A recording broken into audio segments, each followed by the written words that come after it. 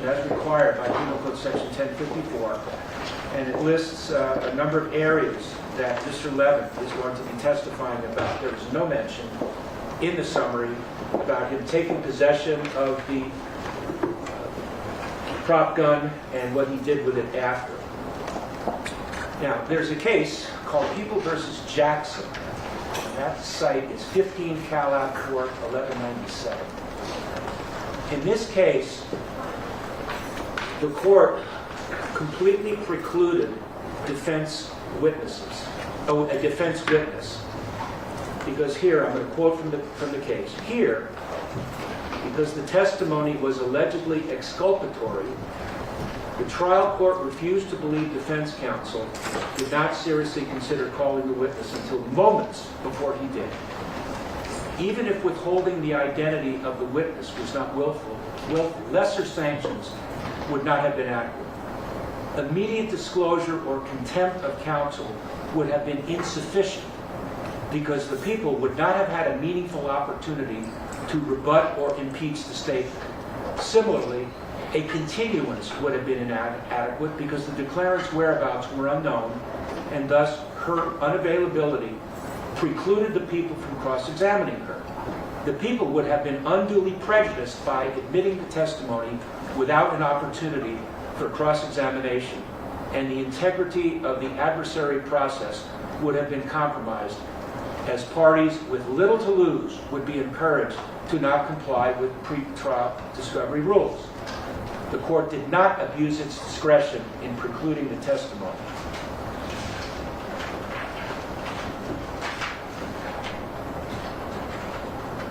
And this is what the court in Jackson also ruled. Rather than comply with reciprocal discovery rules by giving the people the name of the witness and the proposed testimony, he chose to surprise the people with the statement at trial, admitting such potentially unreliable evidence, untested by cross-examination, would not only have prejudiced the people's case, but would have undermined the discovery process. So the situation we have is not quite like Jackson, but it approaches Jackson. I believe that under Jackson, I would have had the authority to preclude Mr. Levin from giving any testimony about this recently discovered evidence, or this information that was recently turned over to the police about him taking possession of the prop gun and what he did with it. If I did that, however, the defense case would be prejudiced. But then I'm also concerned about prejudice to the people, because this came late in the game. So this is the way I thought it could be remedied, so that neither side is prejudiced and both sides can fully present their case. Before Mr. Levin takes the stand, I required that he agree to a complete interview by the prosecution, and I understand that happened. Yes, after initially refusing to speak with us, he spoke to us a few moments ago. I also required that the person who took possession of the gun, the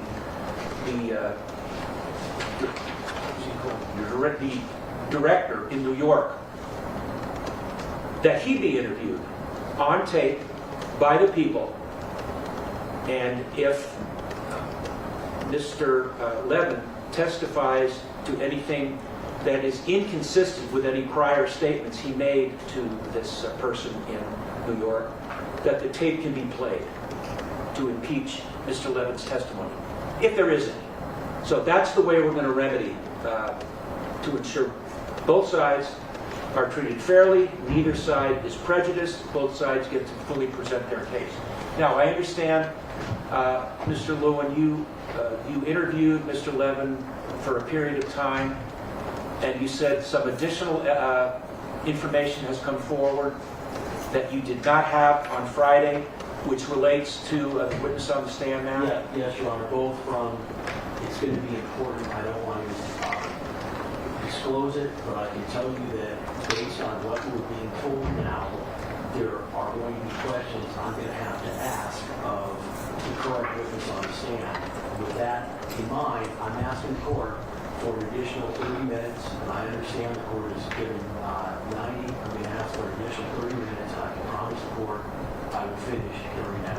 All right, is this information that you did not have on Friday while you were cross-examining the witness? Yes, that is correct. So, when did you discover this additional information? Well, I discovered it in speaking to the individual, and just so it's clear, when they turned over the information last night, they still did not identify who the person was. And the court ordered that it be turned over this morning, they didn't immediately turn it over. I found out who the person was sometime around 8:30 this morning, and we were able to call him, and we interviewed that individual. Did his identity and contact information come from someone on the defense? Yes, so eventually they supplied it. I sent a very nasty email explaining to them that I wasn't asking for it, the judge ordered it, and they better turn it over. And they finally turned it over. All right. They interviewed him this morning. We then interviewed Mr. Levin, and there are, as a result of those two interviews, there are some issues that I now All right, okay. I had said Friday, 90 minutes, and that was in stone, 90 minutes. However, because of the new information, we'll get the additional 30 minutes. We appreciate it. So it's a total of 2 hours and not 121 minutes, 120 minutes. Right, although you did say, Ron, that you would let my co-counsel have the clock. Yeah, I don't care who times it, but You were a little quick on what you're, Your Honor. so it's going to be 2 hours from the time he takes the stand. Yes. I just want to remind everybody at council table that CCP 177 still applies. I'm not going to tolerate any speaking objections, arguing with a witness, arguing with each other, snide comments made to each other, and arguing with a decision of mine. That still remains in full force and effect. All right, let's bring in the jury. Your Honor, there's one last thing that we need to put on the record. One, regarding the court's last comment, we just want to make sure we have to get into grounds because we cannot respond if we don't get grounds. The court's ordered it, so I would assume The defense is well aware. Okay. If there's an objection, the legal basis has to be stated. The second issue, Your Honor, the court said the court did not want to, quote, cast aspersions on either side. The court has found that this was not inadvertent. That's right, and nothing more need be said about it. I did not find it was inadvertent. That's why I came up with the remedy I did. I don't want to talk any more about it than I already have. Let's bring in the jury.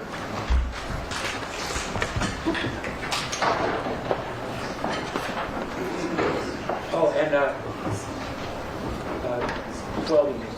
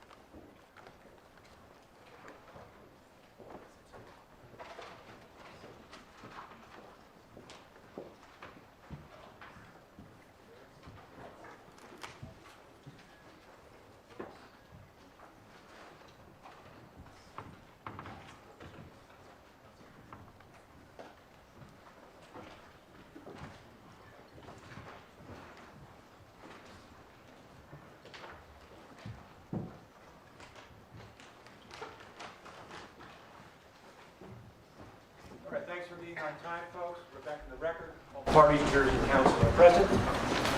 Mr. Phillips is on the stand. And Mr. Lewin, you may resume. I want to first ask you, Mr. Phillips, have you had any contact, that means by text, in person, smoke signals, whatever it might be, any contact with the defendant or his attorneys since you were sitting in court on Friday? No, sir. So I want to go back to the end of the first incident. And you understand when I say first incident and second incident, you understand what I mean, right? If you could be more detailed, just so we can on the same page. Sure. So the first incident is going to be the incident by the parking garage, by the W. The second incident is going to be where the shooting happened in the parking lot. So when I say first incident, I mean the first incident. Second incident is the one in the parking lot. You understand that now? Yes. Okay. So I want to ask you, how did the first incident by the parking garage entrance, how did that end? What caused that to end? By me telling Rocky to go around the corner, and also by Ills, I guess, trying to calm down Rep. You would agree that that first incident ended only because there were literally people walking by the defendant as he took out that gun, correct? No. Do you remember people walking by the defendant as he had the gun out? I remember seeing people walk up the hill, yes. This is my question. Do you remember seeing individuals walking directly by the defendant after he removed the gun and had the gun in his hand? I did not see individuals walking directly next to him. Okay, let me show you. We're going to put up again People's 15. So I want you to watch. You're going to see steps. There's a gun out. Now they're off camera. And you see Sabit. Did you see two sets of footsteps that were walking from the direction to the left of the screen, past where you guys were all standing, toward the right of the screen? Yes. And would you agree that if we rewind that, they are literally walking by? You can't see where they are, but you can see their feet. They are walking by literally the spot where the defendant has the gun at the time he has the gun out, correct? Can I see it again? Sure.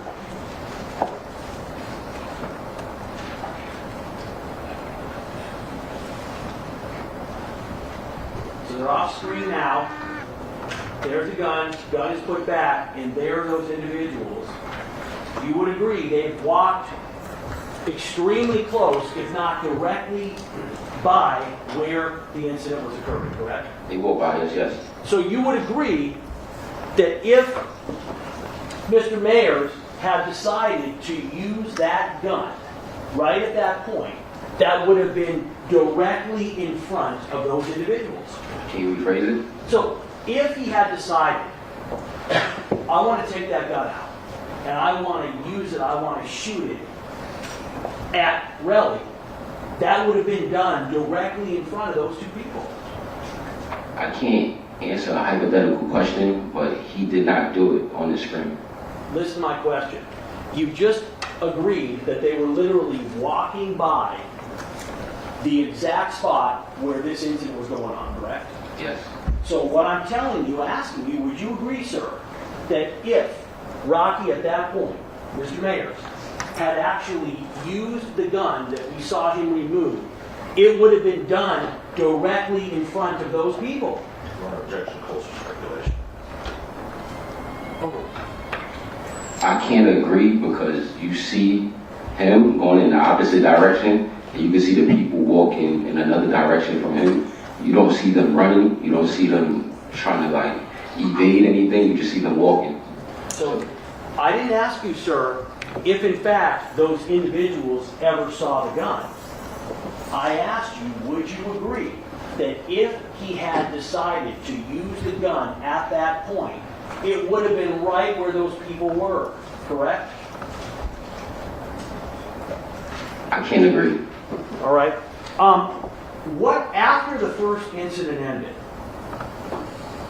would you agree that although Relli was angry, he did not ever respond by pulling any weapon himself, correct? Correct. And would you also agree that, as you're personally aware, Relli never had any weapon with him that you ever saw during either of these two incidents, correct? Aside from using his hands, I didn't see anything else. So I just asked you about a weapon. Did you consider Relli's hands to be a weapon? Honestly, yes. Okay, so other than his hands, did he have a weapon? Gun, knife, club, any weapon that you saw? To be honest, I only seen his hands, and his hands could be considered a weapon. If you can answer the question I'm asking, it would be helpful. Listen to my question, sir. Did you ever see any weapon other than his hands in Relli's possession at any point during either of the two incidents? I seen his hands, yes. All right. Your Honor, could the court Mr. instruct Phillips, this is what he's asking. We understand that you believe that Relli's hands were weapons. Yes. What he's asking you, though, is did you see him with a gun at all, any time that night? I said no. I said All right. no. Did you see him with a knife? No. Did you see him with a club? No. Did you see him with any kind of weapon that could be, offensive weapon that could be used against someone else? Thank you, Your Honor. What is the first thing that you remember happening after the first incident ended? So what happened? After the first incident happened, After the first incident happened, I just recalled Rocky being around the corner first, because I told him to go. Also, Ills trying to calm Rel down. Rel in the back, kind of angry and like volatile, getting ready to make a move. But I'm telling Rocky, yo, leave. You know, so that's the first thing I seen. First thing I seen was Rocky leave. Okay. Then Ills speak to Relli, and then Relli start picking up more energy to like get closer to Rocky. And it's your testimony at this point in time, you have not seen Relli hit anybody, correct? Not yet. Okay. And you've also talked about how large and muscular Relli is, correct? Yes. You mentioned that Relli is much stronger than you. He's much stronger than Ills. He's much stronger than Mr. Mayers, correct? Yes. So would you agree, sir, that the reason that Relli hasn't hit anybody at this point in time is because Relli didn't want to hit anybody at this point? Question, Your Honor. Both the state of mind, speculation, no. Read the question back, please, guys. Would you agree, sir, that the reason that Relli hasn't hit anybody at this point in time is because Relli didn't want to hit anybody at this time? Sustain. Was there anything preventing Relli from punching Ills? At that moment, I feel like his eyes was on Rocky. So I'm not too sure what was his state of mind. I'm not too sure. I didn't ask you state of mind. I'm going to ask you again. He's right next to Ills, correct? Yes. Is there anything that would have stopped him from physically being able to punch Ills? He did end up punching Ills. You just testified that he did not punch Ills. No, I'm saying he did end up punching Ills. So can you explain it to me so I can understand? Sure. I'm only talking about this first incident, all right? You're saying, you talked about how Relli is angry. Yes. And even though I didn't ask you, you interjected during the last question how Relli was, quote, planning his next move or about to make a move. The objection already made. Overruled. So my question is, since you said Relli was, quote, about to make a move, you would agree that at that point in time, we're still at the first scene, at the parking structure, there was nothing to stop Relli from punching Ills right at that time, correct? Correct. There was nothing to stop Relli from punching you at that time, correct? I wasn't that close. It was space between us. Well, did you ever see Relli charge you and try to punch you? Yes, I did. So you're telling me that at that first incident, you are now testifying that Relli tried to punch you? I'm saying when we turned the corner, this is still a part of the same incident. I understand you trying to separate it, but it's still the same incident when he's coming around the corner. And you're telling me Relli tried to punch you when he went around the corner? Yes. And can you tell us where in your statement you ever mentioned this fact that you're now testifying today? Objection, Your Honor, it's not in this statement. Into this. It's a statement that they provided. The objection's overruled. You want me to show you the statement? I don't need to see the statement. Have you ever told the defense that that Relli tried to punch you in this case? I had to tell them that because you can see it clear on the video. He's coming towards me. So you're saying he's coming towards you, and you're saying he tried to punch you. Which is it? Did you physically see him with his fist try to punch you? So, would you like me to explain? I can explain. No, I want you to answer the question I've asked. Yes. Yes or no? Yes. So- For one, after he hit Ills, I heard him running towards me, and then that's when I juke and I run to the side. Wait a minute, you just testified, sir, that Relli never tried to hit Ills at the first scene. That didn't happen until the second scene. Okay, I'm explaining the whole situation. So to you, it might be one incident, two incidents. To everybody, it's just one incident. No, sir, I clarified with you, and you told me you understood. We were talking about two separate incidents. I asked you specifically what happened during the first So the first incident. I'm not done with my question. When I'm done, you'll know. Judge, objection. When I'm done, we'll know. Argumentative bad, Your Honor. Argument is sustained because of being argument. Sir, please listen to my question. I'll let you know when the question is over. You were previously asked whether or not Relli hit Ills during the first incident. You said no. Do you recall that testimony? Yes.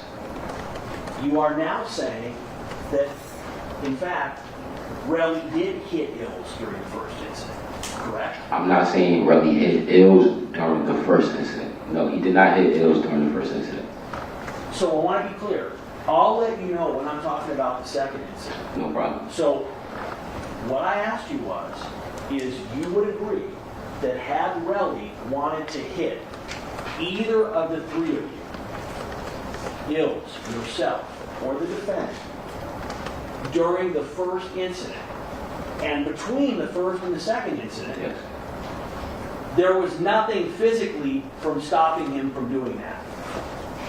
If we talk about the first incident, right? Yes. The first incident where he put his hands on Rocky. Yes. Okay, so the first incident, he did put his hands on somebody. Your Honor, can the court, I have a limited time. The witness is repeatedly, intentionally not answering my questions.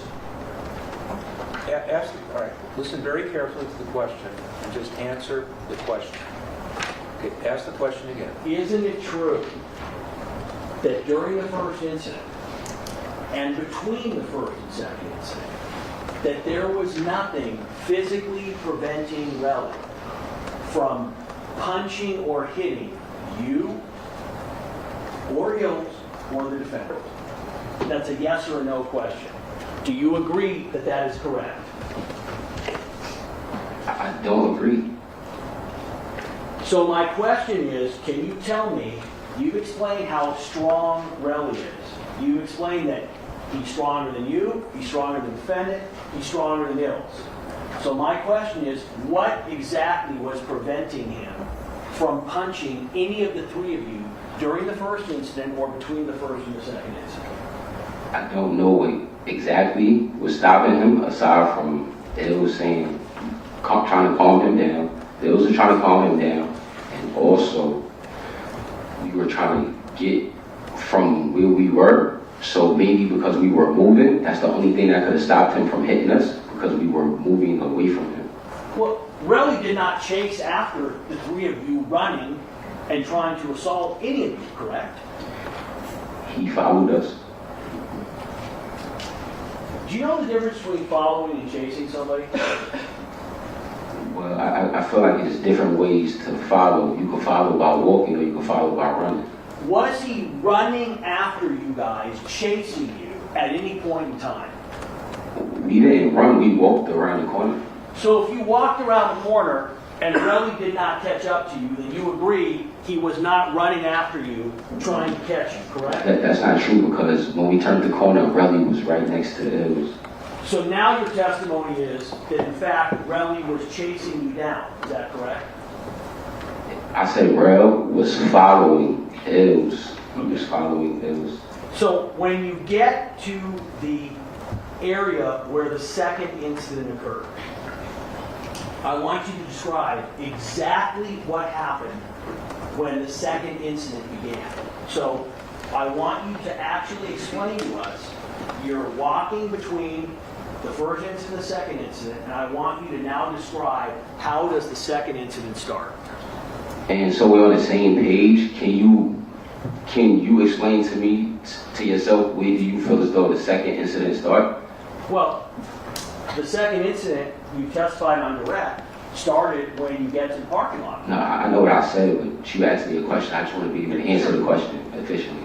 When you get to the parking lot, that is when, in your mind, the second incident started, correct? To me, as soon as we turn the corner. Okay, so which corner are you describing that you turn? And I'm not going to make you do streets because I know it's complicated. My question is, are you talking about when you turn the corner right where the parking lot is, where the second incident starts? Or are you talking about when you turn the corner leaving the first incident? So basically, from my recollection, because I can't see the video right now, the second incident starts as we turn the corner. Turn the corner. As we make the left. I believe we made the left. Into the parking lot where the second incident, where the shots were fired, or are you talking about when you first leave a block and a half away? So notice that we left a whole block away. We started walking.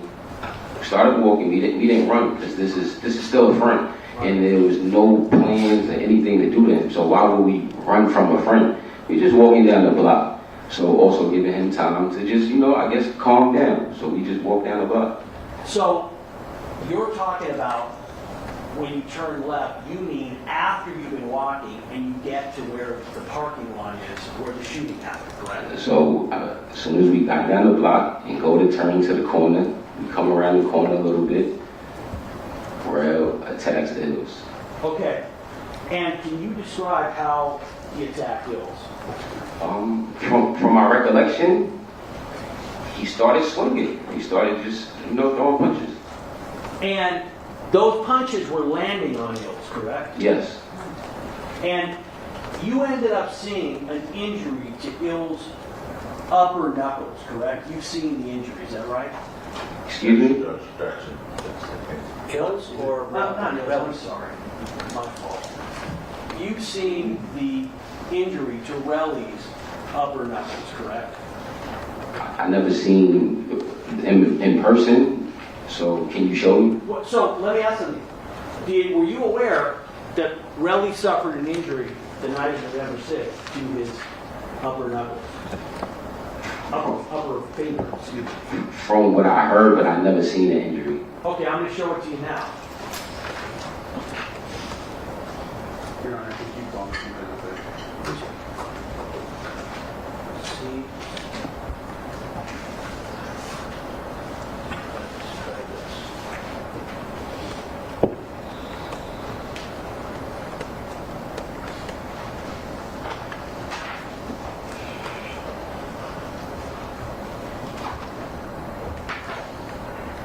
This is April 17.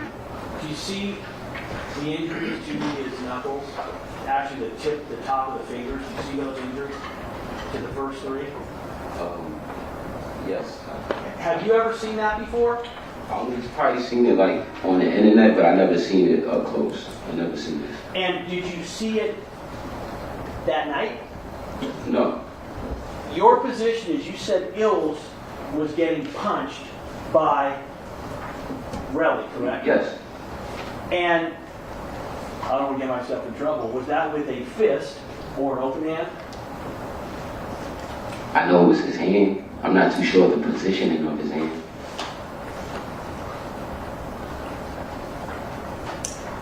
You would agree, and you said before in your direct evidence, your direct testimony and cross-examination, on Friday you said that Relli punched Ills repeatedly with a fist. Do you recall that? Yes.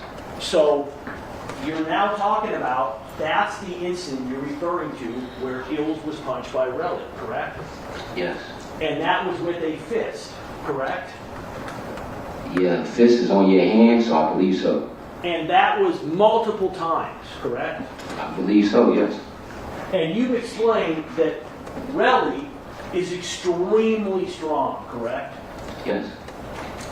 And we showed you the pictures of Ills from the next night, and you agreed you couldn't see any visible injuries, correct? I never said that Ill's face was broken. I never said he had a black and blue on his eyes. I Motion said to he had... strike is non-responsive. Sustained. Listen to my questions. You testified on Friday that you agreed that Ills did not have any visible injuries, correct? Hold on, can you rephrase that? Do you mean by the video that you showed the next day? You didn't say the video of the event because we can't. Well, hold on a minute. Are you saying you remember him having visible injuries? I'm asking you, can you rephrase it because you're just saying you're saying from the video or what event? Well, let's take it one at a time. You testified on Friday that the visible injury, you said that his lip was bleeding. His lip was bleeding, yes. And you agreed that in the video that you saw, you couldn't see his lip bleeding. Objection, which video? That's what he says. Well, Which video? I showed you a video Would you like to show me again? on Friday. You're talking about the video that was taken the following day? Yes, the video That's taken the the video he's following talking day about. Okay. where he has the flag on. You said, we had it up there. Yes. You could not see any visible injury to his face, correct? Also, Is that correct? Yes or no? yes. So my question to you is, if Relli is punching him multiple times with his fist, do you know why there was no visible injury? I have no idea. Okay. I want to now show you, you've said that, let me ask it this way. So it's your position that the second incident started because Relli attacked Ills. Is that correct? Yes. And it's your position that that incident started and that it was the defendant pulling out what you said is a prop gun in response to that. Is that correct? Can you rephrase that? You're saying that the defendant pulled the prop gun out, what you said is a prop gun, in response to Relli punching Ills. From the first situation or the second video? Because I'm trying to be sure. In the second incident, Yes. you said the second incident started when all of a sudden Relli starts attacking Ills, punching him. Yes. Is that correct? Yes. And you've also, I want to be clear, you've said that on direct examination that that is the reason that you saw that the defendant pulled out the gun because he was trying to protect Ills who was under attack. Is that correct? In the second situation? Yes. Can you show me the video so we could all see it together and I can explain to you? Well, we're going to watch the video, Yes. but before that, I'm asking you, that is what you have said, correct? Yes. All right, now we're going to watch the video. I want you to pay close attention as we watch this video. This is people 17. I want you to pay close attention as to whether or not there is contact between Relli and Ills before the defendant pulls out his gun. This is people's 15. You're watching on the top left.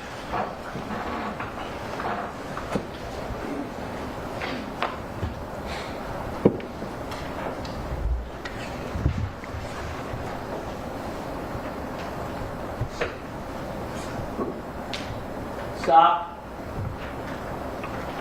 You would agree that at this moment right here, that the defendant has removed the gun and is walking towards where Relli and Ills are, correct? No. I want you to tell me, use the pointer. I want you to tell me, identify each person on the screen, please. Okay. Can you rewind it? Sure. Right here. Yeah, we'll rewind it.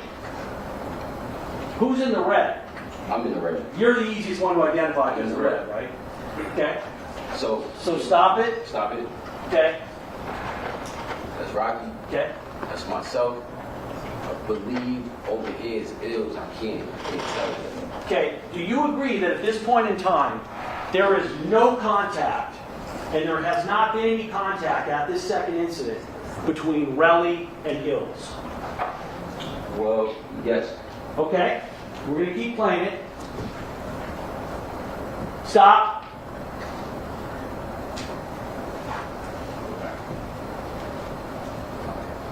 Okay, watch it again.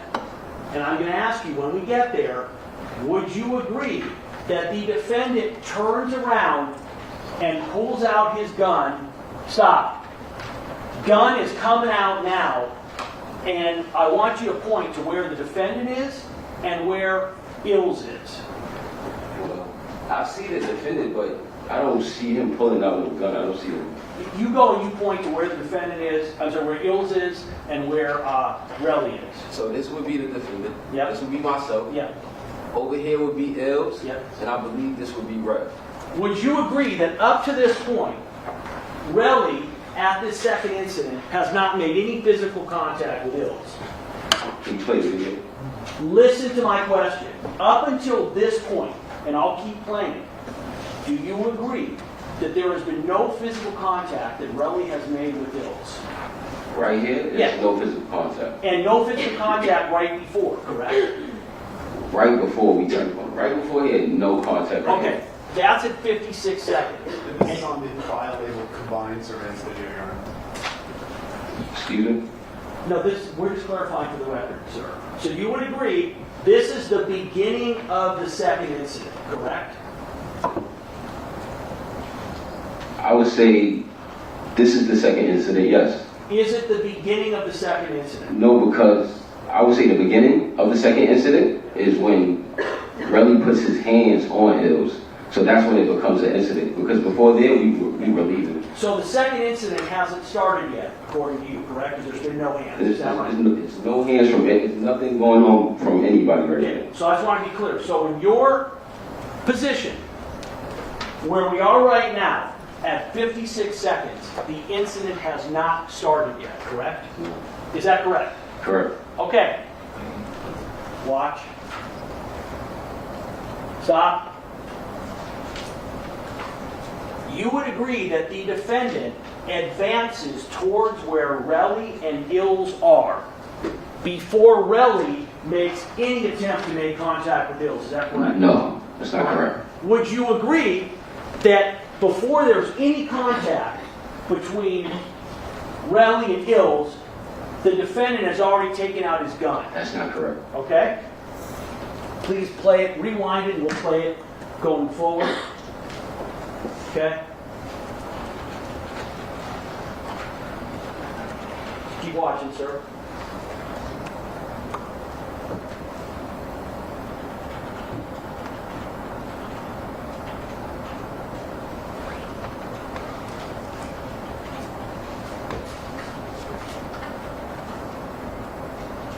Want to stop?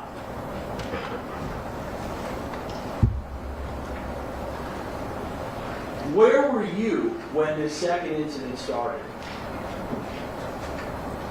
Well, referring to when I said it began, Yeah. when Relli attacked Ills, I was right there. I was right next to him. What did you do as soon as the defendant, you saw him take out his gun? What did you do? Can you rephrase that?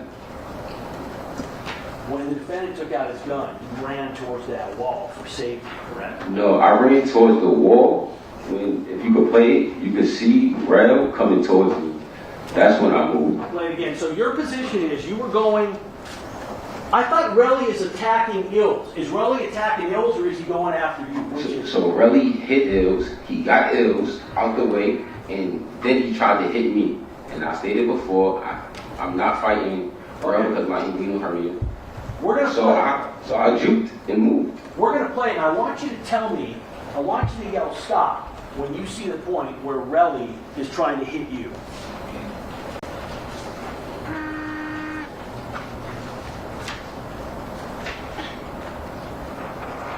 Stop. This is where you're saying Relli's trying to hit you? Yep, and then you see me moving. Let me ask him, you would agree that by this time, the defendant has the gun out, correct? The warning shot came. Listen to my question. By this point in time, the defendant has the gun out already. The correct? prop is out after Ills is attacked. Not before, after. Listen to my question. It's pretty simple. I'm not asking you about when Ills was attacked. I'm saying at this point in the video, before you start running towards the wall, he has the gun out, correct? That's a yes or a no. I don't recall. I recall the prop being out after Relli attacked, after Relli moved, never before. Let's watch Not it before again. I ran. Watch it again, please. You said you don't recall, and then you all of a sudden recall. So No, I'm watch just it. recalling about it. Watch it again. Now that's stricken, please. Yeah, that's the statement by Mr. Lewis. Stop. In fact, sir, you don't run until the defendant fires the first shot, correct? I don't run until after Relli tries to hit me. Listen to my question. Did you just see, sir, listen, do you see the defendant firing a shot in what we just saw?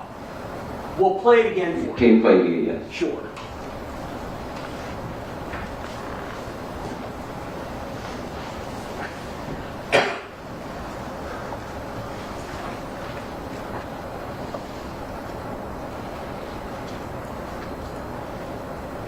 Stop. That's the first shot. And you start running right after that shot, correct? Relli is already running towards me, so Listen, most of the strike is non-responsive. I'm not asking you what Relli did. I'm asking you, this is a yes or no question. I did not run from the shots. Listen to my question. I'm not asking you what you ran from. Listen. Isn't it true that the timing, you do not run until after that first shot is fired? Yes or no? Well, yes. Okay. And it's your position, sir, that you knew it was a prop gun when it came out, correct? Yes. And it's your position that Relli knew it was a prop gun when it came out, correct? Yes. Wouldn't you agree, Mr. Phillips, that what's happening in that video is not Relli attacking Ills, it's him trying to use Ills as a shield so he doesn't get shot? No. Let's run it, please.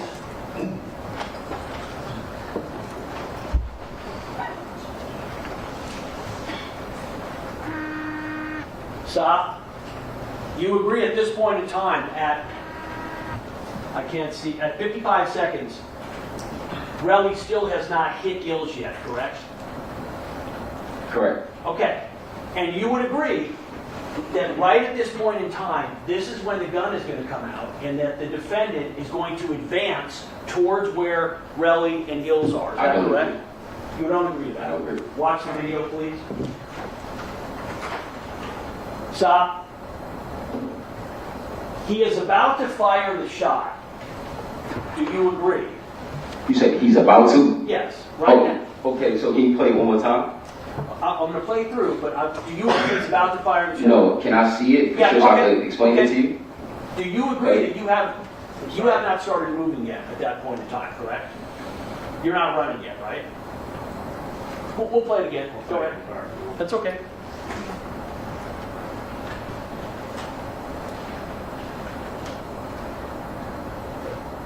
Gun is out, and now he's about to fire. Boom! Shot happens, and you run after, correct? I run because if you That is not what I asked you. Most of the strike is non-responsive. Objection. Stop. The answer is non-responsive. Sir, listen. He's asking you a question. Okay, Wait, hold on. He's asking you a question which calls for a yes or a no. I'm not asking you why you ran.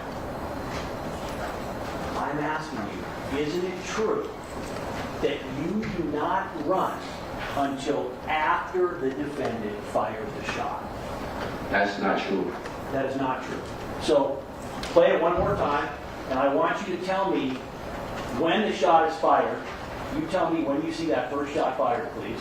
Yes. Okay, you tell me, you say stop when the first shot is fired.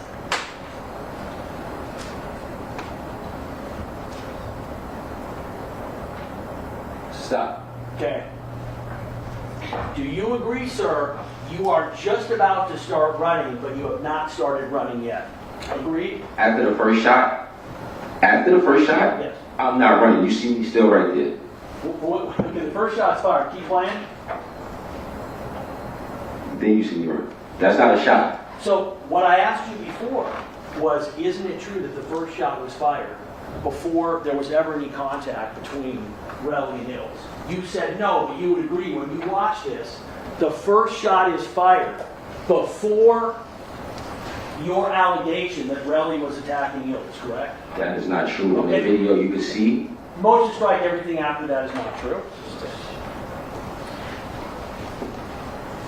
Isn't it true, sir, that the reason that you ran after the first shot was because you knew it was not a prop gun and you were worried that you might get shot in the crossfire? No.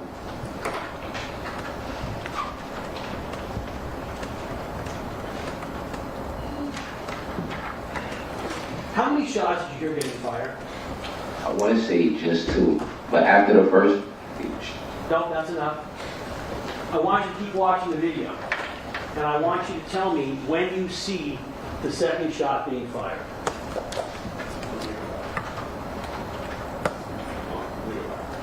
Okay. Let me just stop for a second. Would you agree that between shots, that Relli is grabbing Ills and trying to use him as a shield?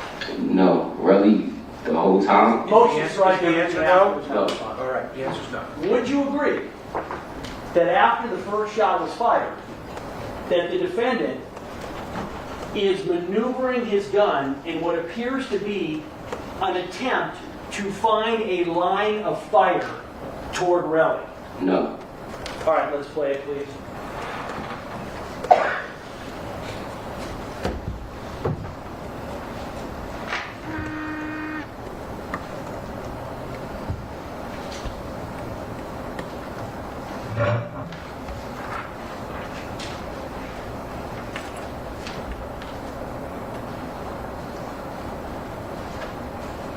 Stop.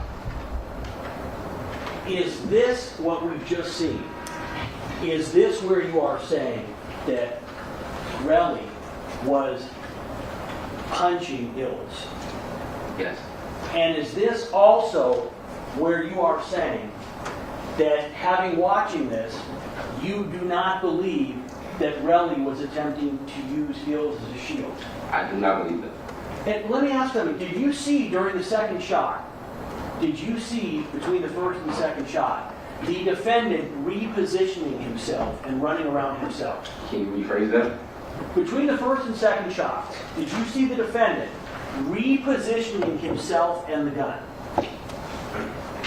From my recollection, I've never seen him reposition the gun. I seen him have his hand, I believe. up Motion in the strike, air. everything else is not responsive. Let's play that again, please. I want you to watch.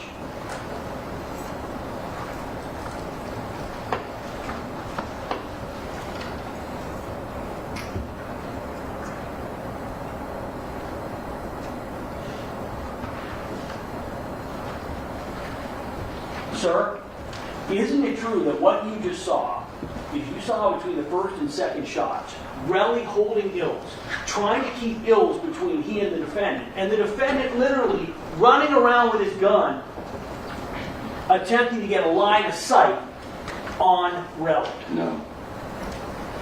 Let me ask you something. You've testified that everybody, including Relli, knew it was a prop gun, right? Yes. If it's a prop gun, and Rocky knows that everyone knows it's a prop gun, can you tell me, are you aware of why he would have a need to be repositioning himself between shots? Do you know? No. Would you agree that if it's a prop gun, and that Relli knows it's a prop gun,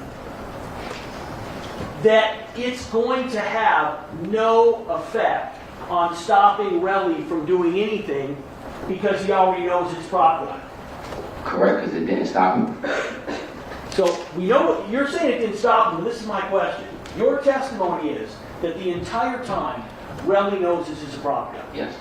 You're telling me that when it's pulled on him at the first scene, he basically says, put that fake gun away, correct? Yes. You're telling me that at the second scene, when the gun is taken out and fired, Relli knows it is a prop gun, correct? Yes. You're telling me that when Relli is running around, that he still knows it's prop gun, correct? He wasn't running around. He's hitting it. So he's not running nowhere. Okay. But that entire time, you're saying Relli knows it's prop gun. Yes. Can you tell me, are you aware, sir, of how that prop gun, if Relli knows it's a prop gun, how that in any way is going to stop him from allegedly attacking Hills? Do you know? Well, just the sound. That's all I can say is the sound. So you're telling me that even though Relli knows it's not real, that he's going to stop attacking Hills because of the sound from a fake gun that he knows is fake. Is that your testimony? It was the sound from the prop, also the sound from the car alarms. It was drawing a lot of attention to the situation. So, as you can see, Relli didn't run. He got a couple more hits on Ills. Motions, okay, it's fine. Can you tell me, how does this incident end? How does this incident end? How does it end? Okay. Well, after the incident, as you can see, it's a lot of attention being drawn to us. The car alarms are going off. Okay. I push Rocky, yo, bro, let's go. We out. Because our voice before, yo, we should have been left, you know? So now we're leaving. We're going in the opposite direction. Let me stop you. You would agree, Mr. Phillips, that this incident ended because you literally pushed Rocky away, and that his initial response was to push back at you as if he wanted to go back and do some more. Would you agree? No. Let's watch the video, please.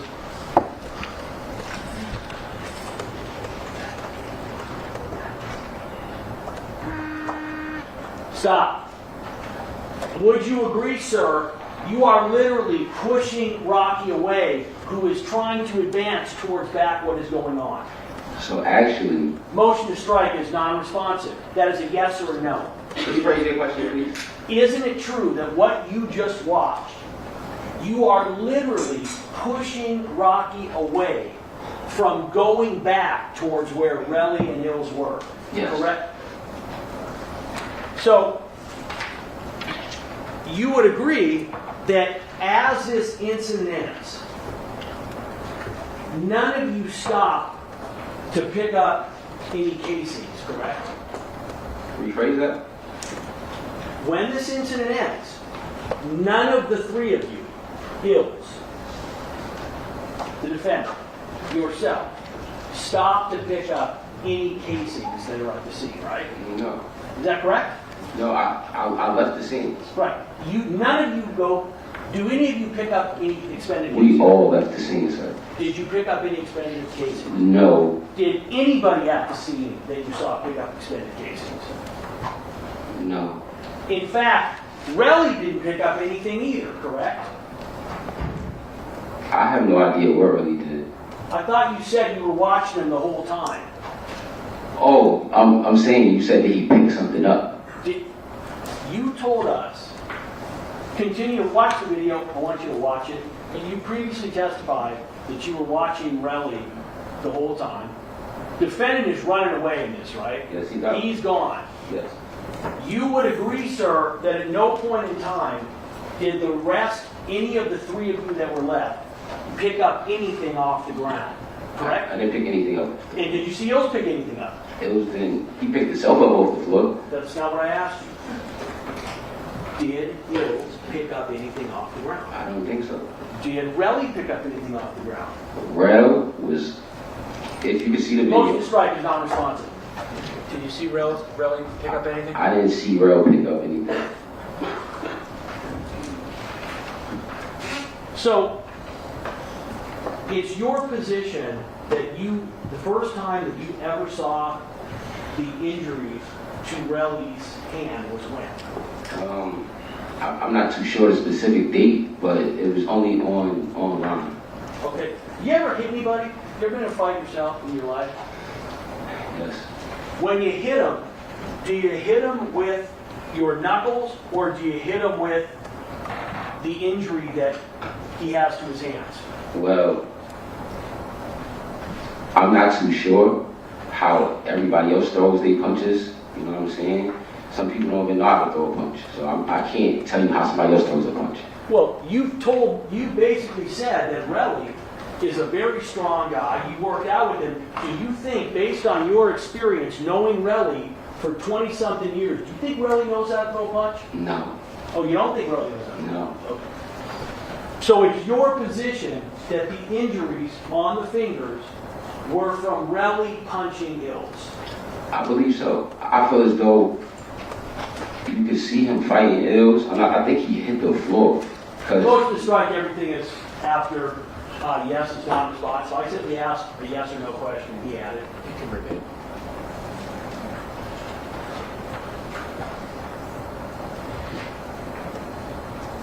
Isn't it true that the reason that you got the defendant out of there was because you understood that he had just shot at somebody with a firearm and you were concerned that he was going to be in a bucket load of trouble? No. And it's your position that at that time, at that date, you knew that there was no way that the defendant could have done any damage to anybody because that was a fake gun. It was a prop, yes. And it's your position that Relli also knew that there was no way that the injuries that he had could have been from a gun because the prop gun that the defendant shot at him with was a phony, correct? Wasn't a real gun. Can you rephrase that? So you would agree that Relli also was aware that night that there's no way the injuries on his hand could have been caused by getting shot by the defendant because it was a prop gun, wasn't real. I believe that, yes. When did you first become aware that Relli was asking Mr. Mayers and his management team for money as a result of the incident? Probably 2022. Now you would agree that as soon as you would have heard this, you would have known that that request was bogus because it wasn't a real gun, right? Can you rephrase that? As soon as you would have heard that Relli was trying to get money for allegedly being shot at, you would have known that that was a bogus allegation, an untrue allegation, because it was a prop gun and the defendant could have never shot him, right? Of course, yes. So, after you found that out, tell me when you went to the police to tell them what you knew. I didn't go to the police. Now, you discovered at a later point in time that not only had Relli gone to the police, but that the defendant had been charged in this case, correct? Yes. And as soon as you knew that, as soon as you heard it, you knew that those charges were unfair and never happened, correct? Correct. Did you go to the police then?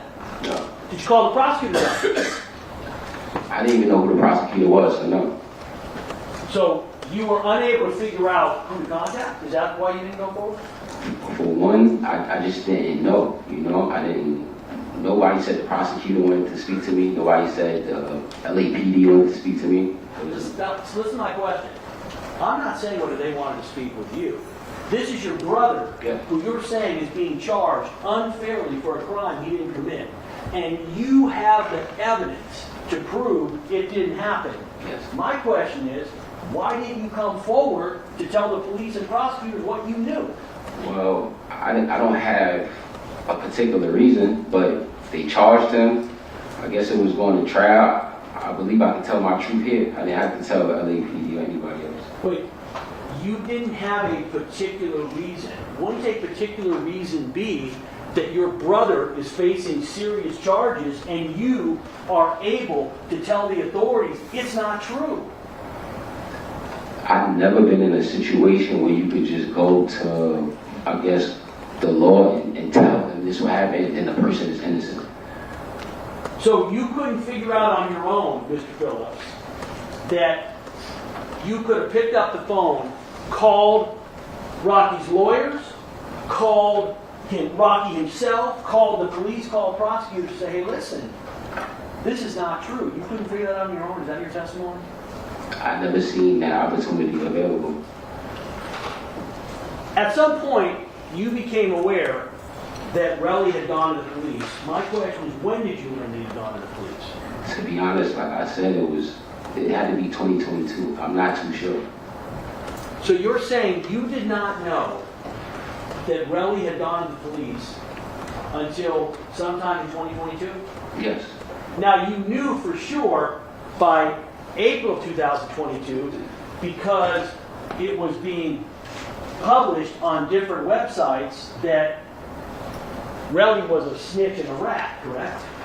No. Oh, you didn't know about that? What number? 22. Who's that on the left side of the screen? Is that right? Who's on the right side? Barry. Barry's another brother of yours, right? Yes. This is dated April 20th, 2022. You know what No Jumper is, correct? I'm aware of what the platform is, but I'm not a supporter of No Jumper. Well, so I want to ask you something. When's the first time that you saw this post that says, at ASAP, Barry says that ASAP Relli snitched on ASAP Rocky, causing his arrest earlier this morning? When's the first time that you ended up hearing that, seeing that? Well, this is my first time seeing this post. So, You've never seen that post before today? I have my own business. I'm not a part of No Jumper. So, I'm not asking you a part of the Jumper. I'm not a part of No Jumper. When did you first learn that Relli was being labeled a snitch and a rat by other ASAP members and by the rap community? But they're checking other ASAP members and the rap community. One person here. Check the characterization of mistakes the evidence That's on record. now that's a speaking objection again. I'm just responding to that giving. Right. Ms. Stacy, Objection, Stacy. all right, read it back. There's a question, so I'm not misstating my asking. When did you first learn that Relli was being labeled a snitch and a rat by other ASAP members and by the rap community? Also, He's not just stating anything, the overall Can you rephrase it? can you read it back, please? When did you first learn that Relli was being labeled a snitch and a rat by other ASAP members and by the rap community? So, I never learned from other ASAP members that he was being called a rat. I'm not a follower of No Jumper, you know, and Relli is not a musician. So other musicians aren't talking about Relli. So you're telling me that these other ASAP members who you refer to as you are all brothers, correct? Yes. ASAP Bari is a brother, correct? And to be honest, Yes or no? I haven't seen Barry. I haven't seen him. I have a question. When I'm asking you a question, instead of looking at me, you look over at the jury. Is there a reason why you're not looking at me when I'm asking you questions and why you're looking directly at the jury? I'm looking at everybody. I'm giving eye contact with everybody. You know. Has anybody told you that when you answer questions, you want to turn and look at the jury? You've been directed to do that? No, but I have answered Most questions. right, everything else is non-responsive. everything after no is So, this is my question. ASAP Bari, you referred to him as a brother. I'm not done with my question. You previously referred to him as a brother. Now you are saying, not only did you not hear anything about these rat allegations involving Relli from Bari, but you never heard about it from any other ASAP. Is that correct? No, Is that correct? no. It is not correct. I haven't heard it from anybody else in ASAP. And this is my first time Seeing this, like I said, I do not follow no jumper.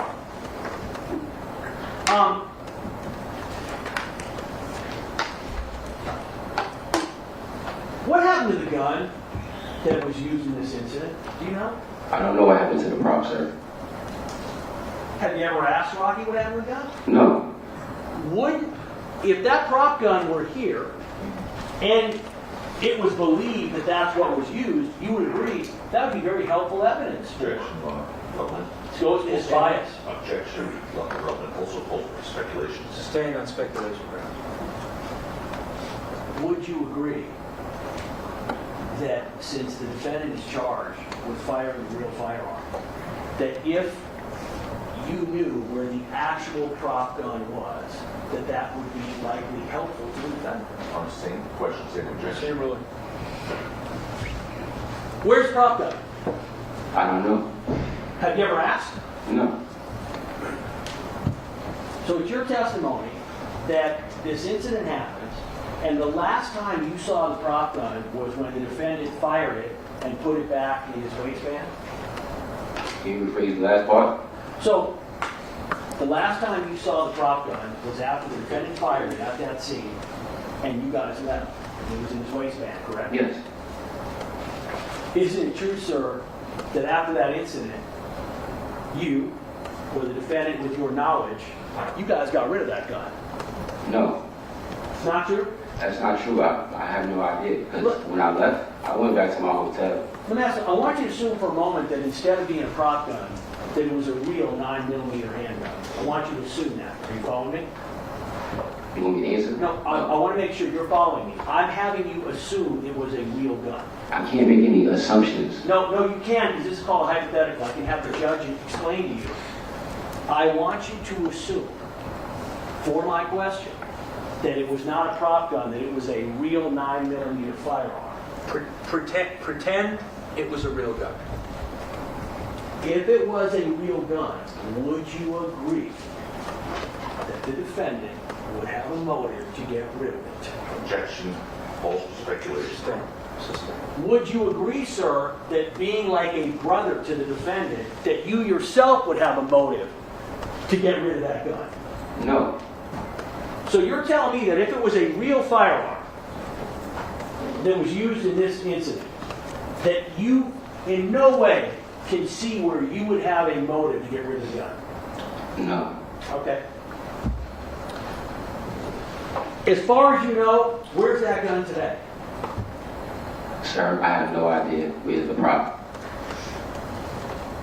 So, the defendant is like your brother, and you speak to him all the time, either directly, in person, by text, etc. Is that right? I speak to him in person when I see him. He's very busy, so it's not that often. Well, have you ever asked him what happened to the gun? No. Does that seem like a question that might be important? No. All right. Let me continue. Do you still speak to Ills? Yes. And you would agree, you're aware that the defendant still speaks to Ills, right? I believe so. I'm not too sure. Well, when you're not too sure, you're saying you have not had a conversation with the defendant where the two of you talk about Ills? We don't talk about ills, but we have been in family events, and ills have been there. So it's your understanding that the defendant continues to have a relationship with Ills, correct? Yes, we all friends, yes. And you still continue to have a relationship with Ills, correct? That's my friend, yes it is. Where's Ills today? Sir, I'm here. I'm not too sure. Let me ask the question again. Where does Ills reside? Where is he today? Objection, lacks personal knowledge. I'm asking, Your Honor, I can't, lacks person, I'm asking if he knows. There's a last The person. question was, does he know? I Yeah. thought you were asking where is he? And do you know where Ills is? No, sir. Where is the last time you knew Ills to be? In New York City? In New York City. When was this? Sir, maybe November. November of 2024. 224, yes. And you are aware that Ills is aware that the defendant's been charged in this case, correct? Objection, All speculation. Sustained. Have you ever had a conversation with Ills, by text, in person, etc., regarding the defendant's case? No. Has Ills ever said to you, at any point in time, that he is aware that his close friend, A$AP Rocky, has been charged in this case? I never had this conversation with Hills, I'm sorry. So you've never had, since this incident happened on November 6, 2021, you've never had another conversation with Ills about what happened? We spoke the week of, and it was just the fact that, you know, it was sad that one of our brothers had a fight with another one of our brothers. So that was it. And you've never spoken to Ills about what happened since that point in time? No, Is that correct? that's correct. Who's Wally Sajini? Excuse me? Wally Sajini. Who is he? Well, I believe he works as I guess a liaison for different, I guess like tech companies. I'm not too sure. He's also known as A$AP Wally, right? No, he's not. Isn't he a part of the collective? He is not a part of ASAP. Is he a part of AWGE? I'm not too sure. I feel like he could just be an independent contractor. I'm not sure of his business. Are you a part of AWGE? I am a part of ASAP. Are you a part of AWGE? No, I'm ASAP. What's AWGE? I don't know. You've never heard of AWGE? I've heard of it, but I'm not too sure like what it is exactly. Like a creative agency. What do you know it to be? I know the person that's involved with it is a creative person, and just to me, it's a creative agency. Is the defendant involved with AWGE? I believe so. Well, when you say you believe so, how do you know? What are you basing it on? Just from his creative curations. Just based on, I'm sorry? Creative curations. So What it's is a that? creative agency. Would you agree, let me back this up. Are you aware that Mr. Sajini is someone that regularly speaks or texts, has contact with the defendant? I'm not too sure what he does. So you don't know. No, How often do you have contact with Mr. Sajini? maybe once every 3 months.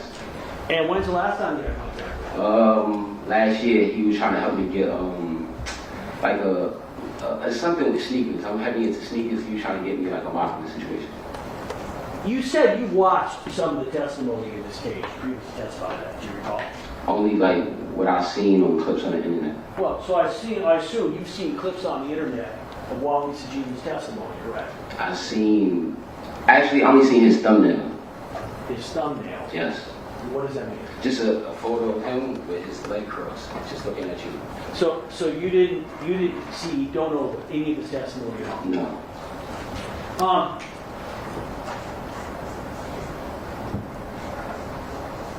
I want you to assume for a moment that Mr. Sajini testified that he was mediating the dispute between Relli and the defendant.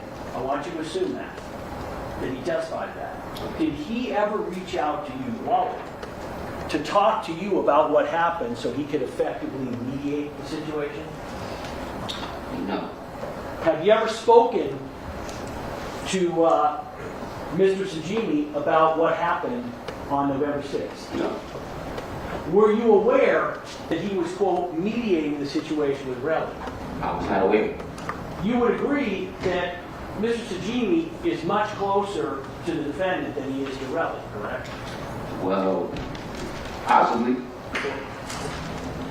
When you say possibly, you mean yes, correct? I haven't seen Wally in years, sir, so I'm not too sure like what you're trying to explain to me. I haven't seen Wally.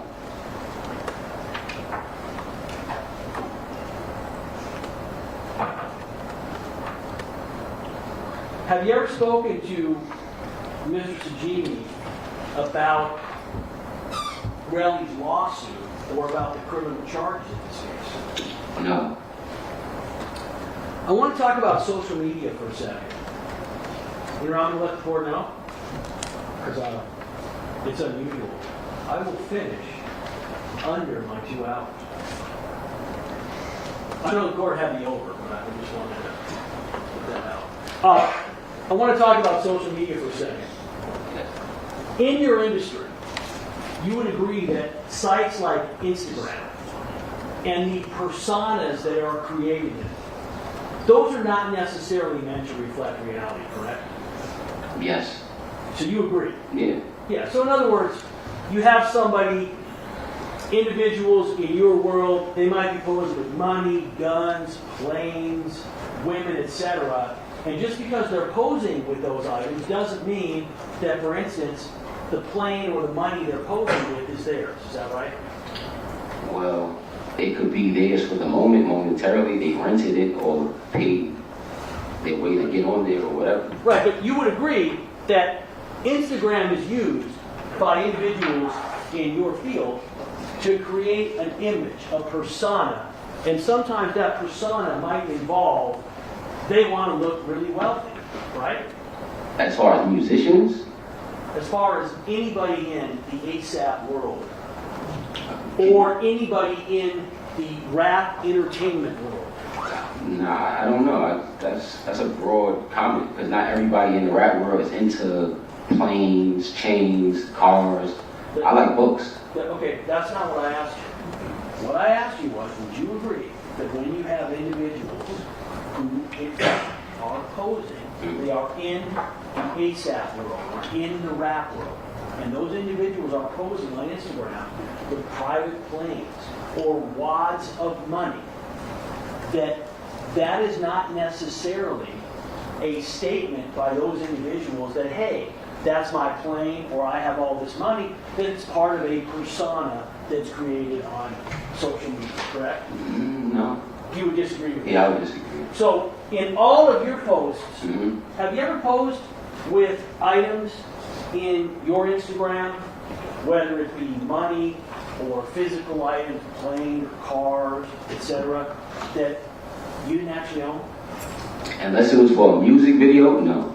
Well, music video would be the same thing, correct? A music video is meant to be art. It's meant to be like a movie. Okay.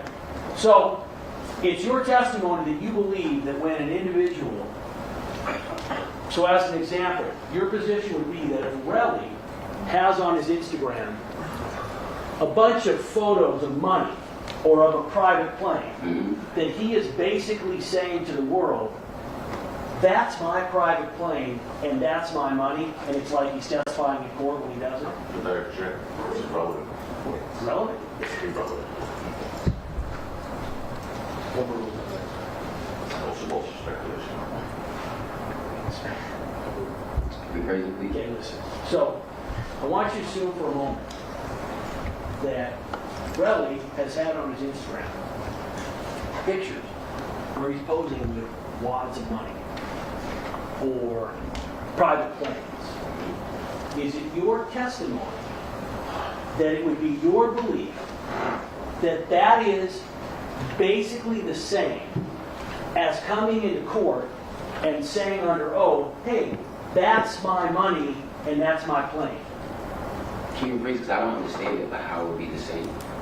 You would agree it's not the same, correct? I don't think Instagram and court is the same. Right, because Instagram is about creating an impression, creating a persona, and it's not necessarily about reality. Would you agree? Well, it's a form of reality because you're doing it and you're showing it to people. Are you aware that Instagram has rules on it where if you're going to post money or a plane, where you have to check a box that says, hey, that's actually my private plane, I own that? I'm objecting to that. As fact is That's what? Seems that Sustained objection. Correct, sustained. I want you to assume for a moment, sir, you have an Instagram account, correct? Yes, I do. So I want you to assume for a moment that Relli has on his Instagram pictures, photos of money, photos of a plane. Does that mean to you that Relli is telling the world that is my money, that is my plane, or is that a persona that he is creating? I feel as though, yes, because why would he post somebody else's money? So again, as far as you know, you're unaware of individuals or yourself posting things on Instagram that aren't true. I do not post things on Instagram that aren't true. You agree that you refuse to return any messages from police or prosecutors, correct? You said I refused? Yeah, you return messages. You had a message left on your phone in New York City, Okay. and you didn't return it, correct? To be honest, I get a million calls, so I probably didn't see it. Okay. But you're not disputing.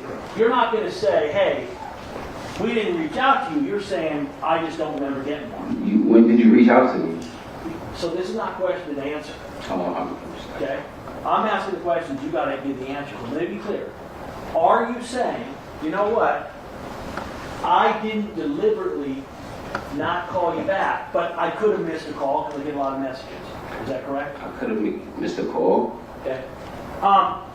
You are aware that we actually asked to speak with you in front of the judge, and you said you would not speak to us, correct? Yes.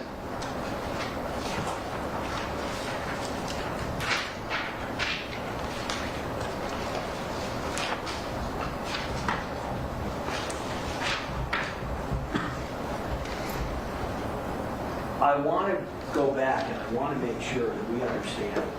You've spoken to the defense on only one occasion, is that correct? I spoke to them, I believe, twice. Twice? Okay. Where and when was the first time? First time was in New York, August of 2024. Okay. And how long was that conversation? Maybe an hour.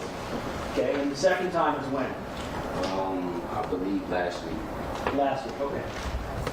You are aware that we received what was represented as your statement on January 20th, the day before trial started. And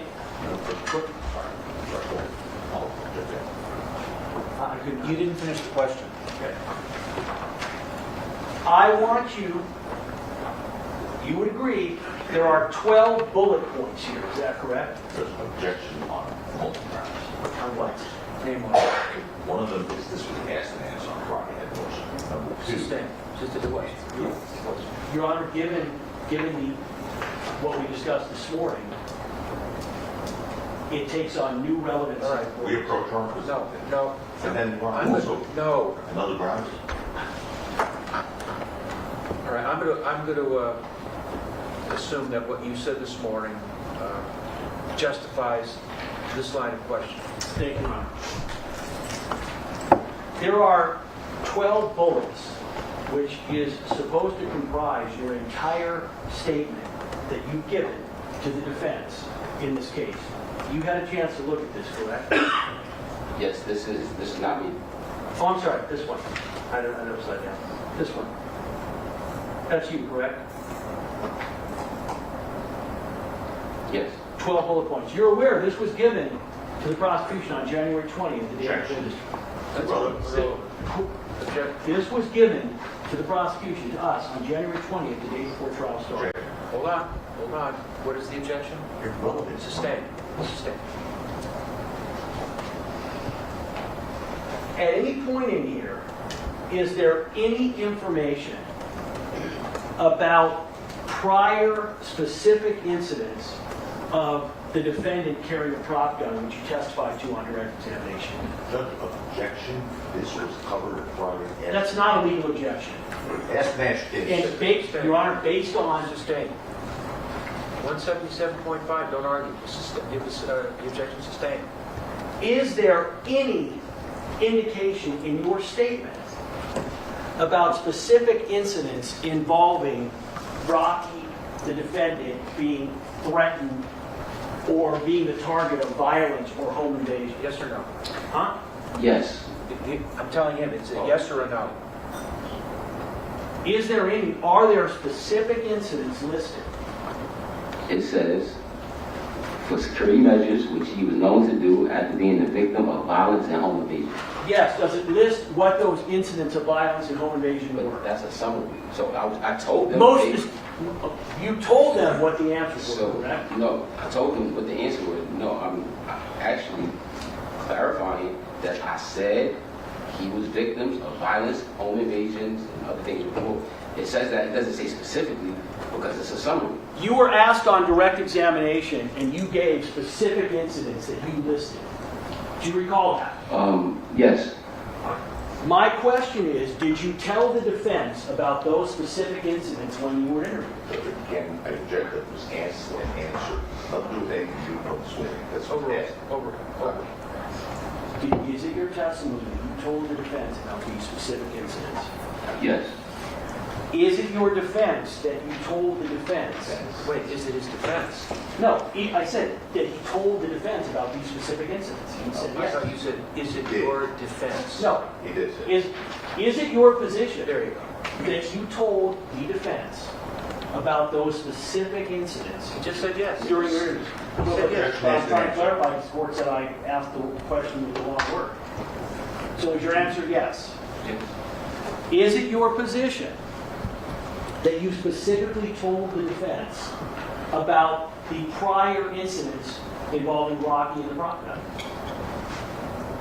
Hold on, the prior incidents, what you mean prior incidents? Would you agree, sir, that the only mention in your report about a prop gun is the sentence, during the altercation, Relli told Rocky and Sum and Substance to put the fake gun away. No, that's the first time. And That's before then that. the part that you read, Rocky carried a starter pistol for security measures, which he was known to do after being a victim of violence and home invasions. That's, if you listen in, violence and home invasions, those are the incidents. So my question is, you testified on direct examination that there were 3 other incidents you could recall where you saw Rocky with a prop gun. Okay, Did you tell the defense that during your interviews? yes, Do you see any mention of those Objection incidents? is relevant. It's irrelevant whether he sees it. All right.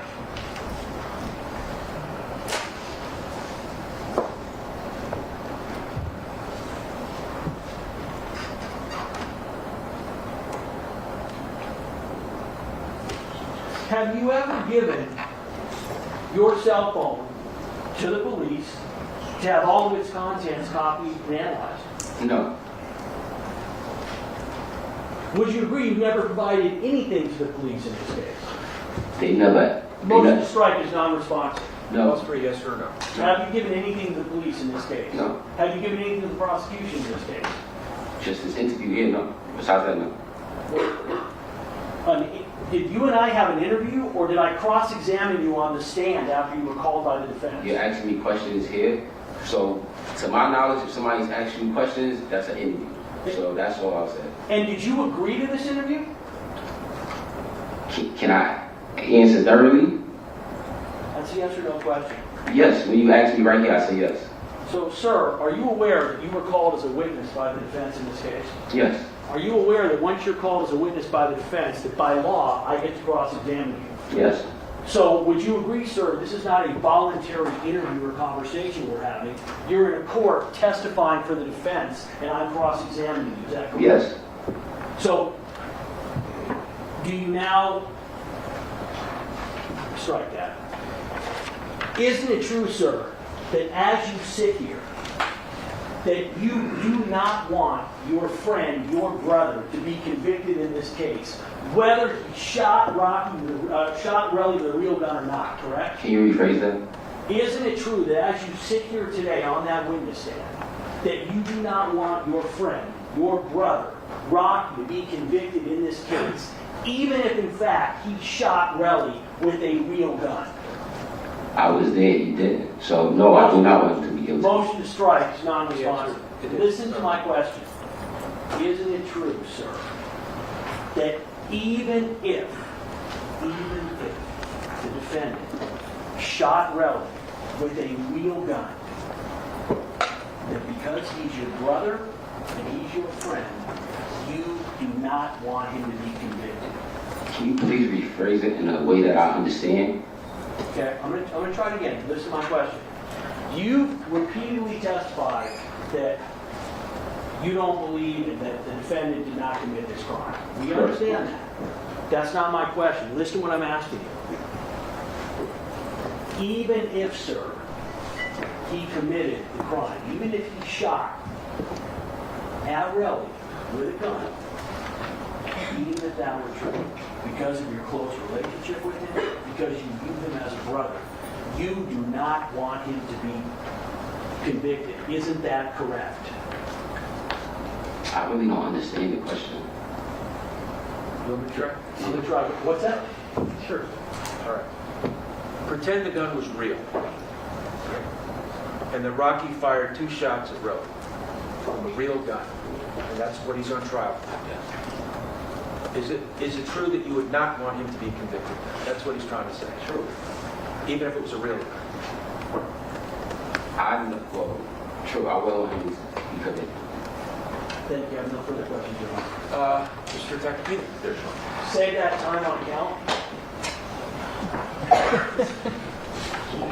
Okay, well, we have that exhibit up there, Mr. Phillips, well, let's take a look, because they've left it up here for quite some time, so it's gonna be right here. You see that? That's People's 22. We're being asked questions about Relli being labeled a rat by other members of ASAP and the rap community, correct? Remember those questions? They showed you that one post, correct? Yes. How many people in that one post that they showed you are calling Relli a snitch? How many people? Just one person. Just one person. Okay. Now, let's go to a series of questions you were just asked about your communications with the police. You know Detective Flores, the lead detective in this case, testified that they never attempted to reach out to you before 2 weeks ago. You know that? No, I don't know. Okay. You were then asked, have you ever given anything to the police in this case? Did you give your cell phone? Did you give her anything? Remember being asked those questions? Yeah. Did they ever ask? No. They, Your Honor. They are the police. They is vague. The police? When I said they, did you know who I meant? Yes. They, Mr. Lewin just asked you if you agreed to an interview when you were asked in front of the judge 2 weeks ago. Remember that? And you said no? I remember. When was that? That was about 2 weeks ago now. Yeah. In January of 2025, right? Yes. Prior to that, as Detective Flores testified to, no one ever reached out to you, correct? For instance, correct. Your Honor, that's going to call for speculation. Sustained. Did anyone ever reach out to you Nobody reached out to me. from law enforcement? No. That's going to call for speculation whether they reached out. Sustained. Did you ever hear from anyone from law enforcement or the district attorney's office before 2 weeks ago? No.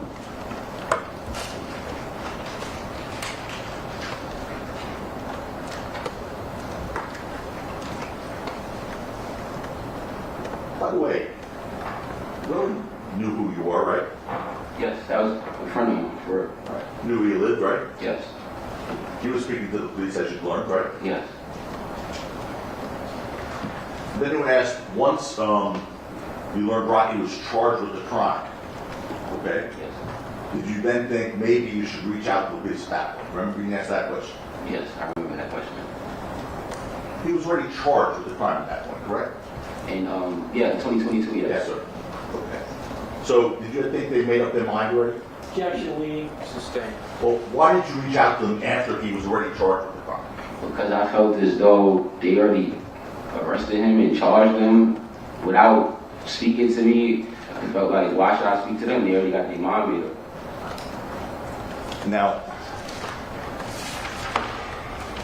both things. Regarding this interview that we had in August last year. And you were shown this summary. Did you write that summary, by the way? No. Did you ever see that summary before it was in your face? No. Okay. Did you mention the prop gun and Rocky having that prop gun in August of 2024 when we interviewed you for the first time? Yes. And who brought it up? We did or you? I brought it up.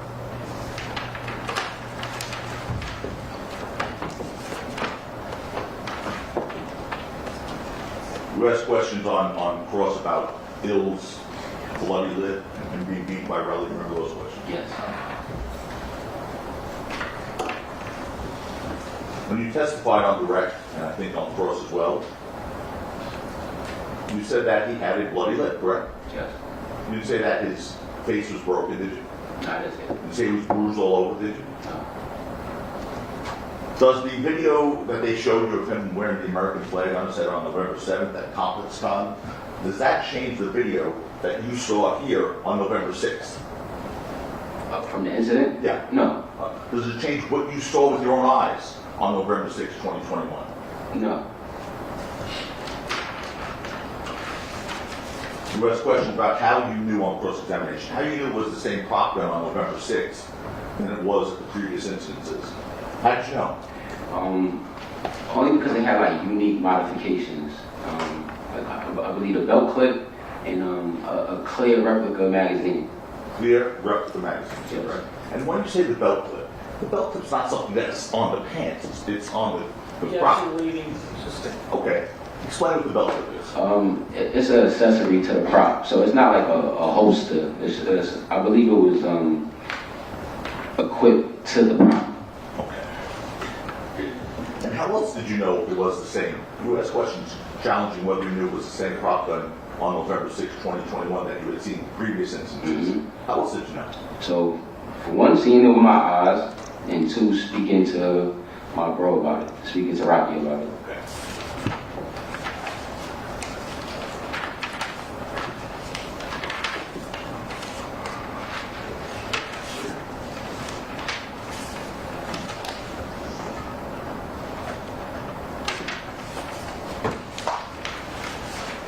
All right, just I think really one more thing, sir, and we're done. You were showing that video of the, well, now referring to the second incident. I know you understand the one whole incident, but this the one on Vista Del Mar, once you walk away, then turn, and really packs it. That, focusing on that part. You were showing that video, correct? Yes. By the prosecution on cross-examination. Yes. There was no sound in that video, right? No. Okay. What was clear to you from the video, and obviously you were there in person, was Relli tried to punch you. This is leading, Your Honor. You may. Did you testify on cross-examination that Relli tried to punch you? Yes. Let's take a close look at the video. We'll play EE. Mention to the EE. This is also the enlarged video.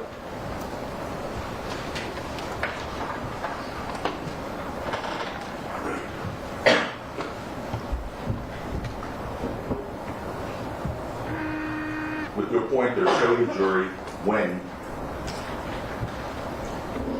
you see Relli coming at you.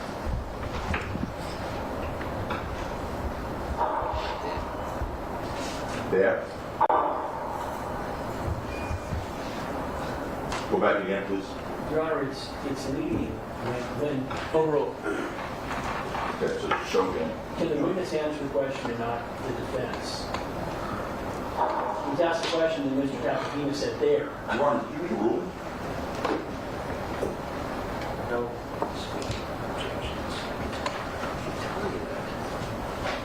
Okay, let's do this again, please. Mr. Phillips, well, take a look. Let's rewind this, guys. Stop. With your pointer, when you see Relli on this video, and I know you were there, but when you see him on this video coming at you, that caused you to sort of bail into that sort of empty, vacated lot area. Show those questions leading already. Show us where you see Relli coming at you. With the pointer.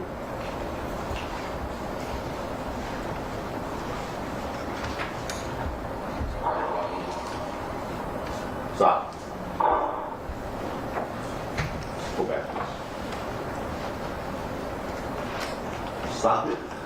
Or, go ahead. Look at me.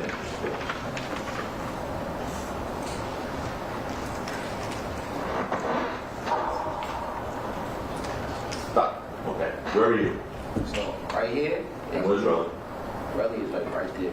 Okay. Is there anyone between you and Relli at that point? No. Okay. Well, Ms. Lewin on cross-examination said, I'm not asking you why you ran. I'm asking you if you ran. Well, I'm asking you, why did you run? I ran because Relli was gonna, I believe, swing on me. So he already. That's going to call for speculation. Overruled. The question is why.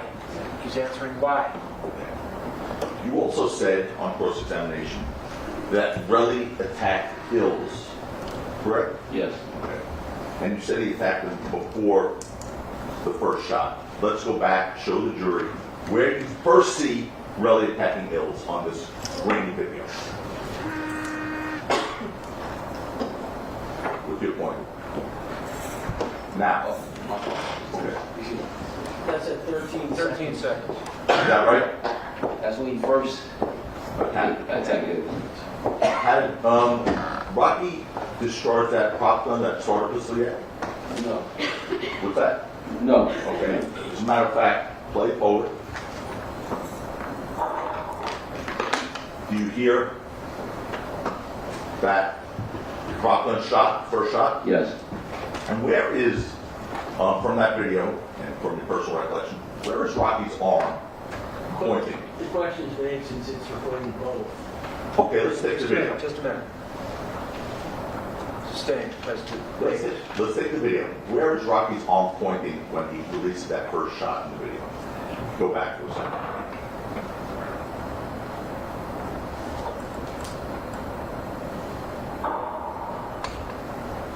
Go back, please.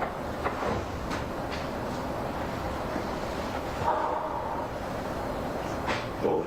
Yes. Did you see that? Yes. Where? Where's the arm pointing? His arm is pointing like down. Okay. And when his arm's pointing down, Yes. is that when you hear the shot? Yes. Well, like right after, but yeah, around when he extended his arm down, he moved his arm. Now, you talked about after the shot, or shots, Relli was cocking his arm, punching Ills. You said that on cross, correct? Yes. Okay. Show us where in this video you see Relli's arm going back, punching Ills, and whether you see Ills' head moving.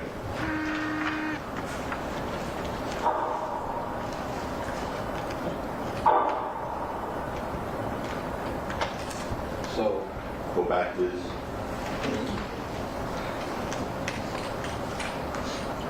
Okay. I just want to clarify because he rewinded right in front.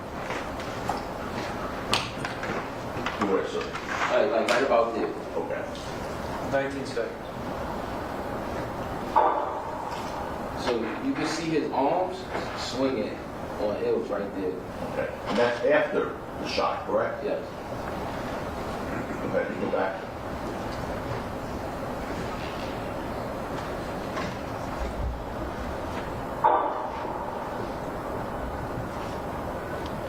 And when you see his arm swinging on Hills, that's after both shots, correct? Yes. Can you play it again just so I can be sure? Sure.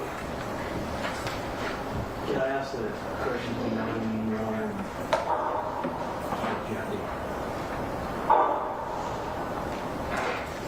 Yeah, he's still hitting Hills.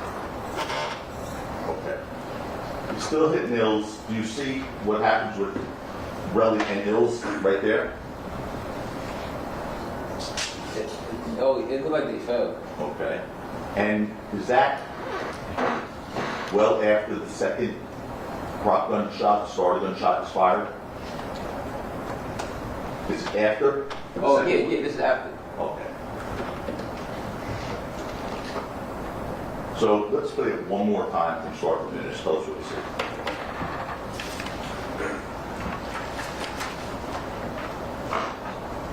So you see Rocky first, this is when we was trying to leave. So Rocky's leaving, I'm after, then Hills. So we start walking a little bit, but then Relli hits Hills, then that's when Rocky left the warning shot. So He lets off the second warning shot. I believe when Relli hits Ills again, but he also tried to swing at me. But I guess he didn't hit me, so he hit Ills again. So then right here, I push. Go ahead. Yeah, I push Rocky away to tell him like, yo, bro, fuck up out of here, let's go. So I'm looking that way just to make sure like Rocky out of here. You know what I'm saying? Because I don't know if anybody's gonna come run behind me and try to run towards him. So I'm just looking just to make sure he get up out of here.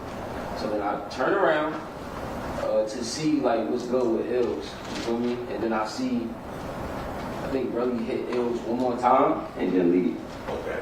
Let's see if you can see that in the video. No, stop. Point out where everyone is that you can still see. All right. You can point. You're the easy one, right? Yeah, that's me. Okay. And I think that's Rel. It's still the black figure. But I need to play it so I can be sure. 1% in the play.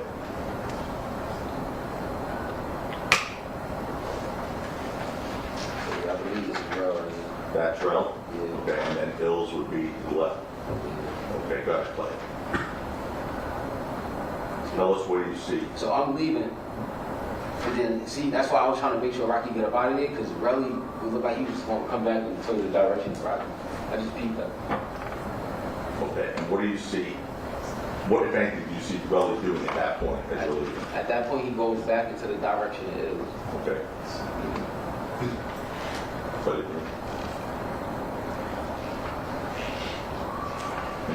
Does it appear that Ills is doing anything when Relli comes out? Yeah. Now, it looked like he fell or something. I just know he hit him with him. I'm not too sure what happened. Okay.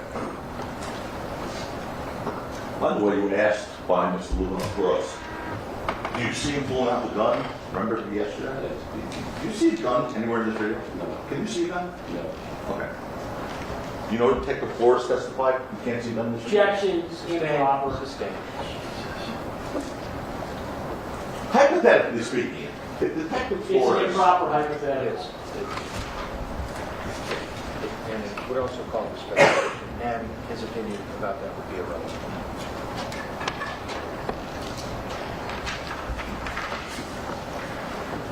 You were asked on cross-examination if the knuckles that you saw, let me show you this injury.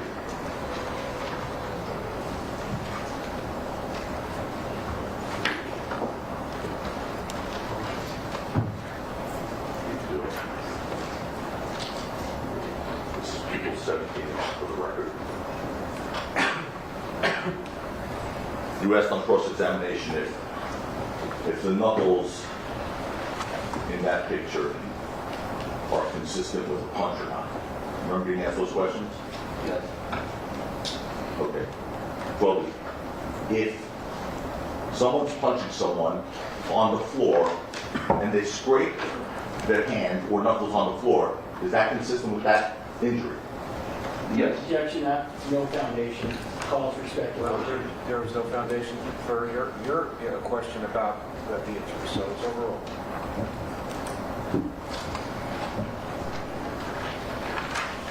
Question answered, Kathy? Yes, it was. Oh, lastly, you asked about Ills. Yes. What is Ills' condition right now as far as his, is he, do you know him to be addicted? That's what we need. No. Sustained. Okay. Do you know his condition at all as you sit here today? I'm pretty sure he's alive and cool, but I don't know anything. Oh, okay. Thank you. Well,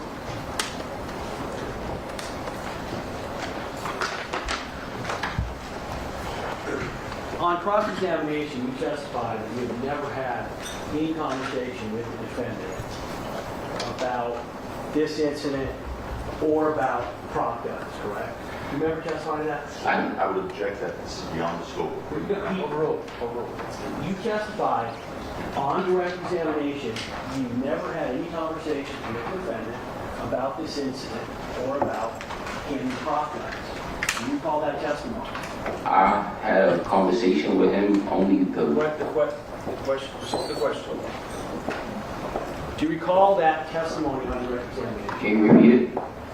On direct examination, you testified, on cross, excuse me, you testified that you had never had any conversations with the defendant, and I asked you, about either him possessing prop guns or about what happened in this incident, correct?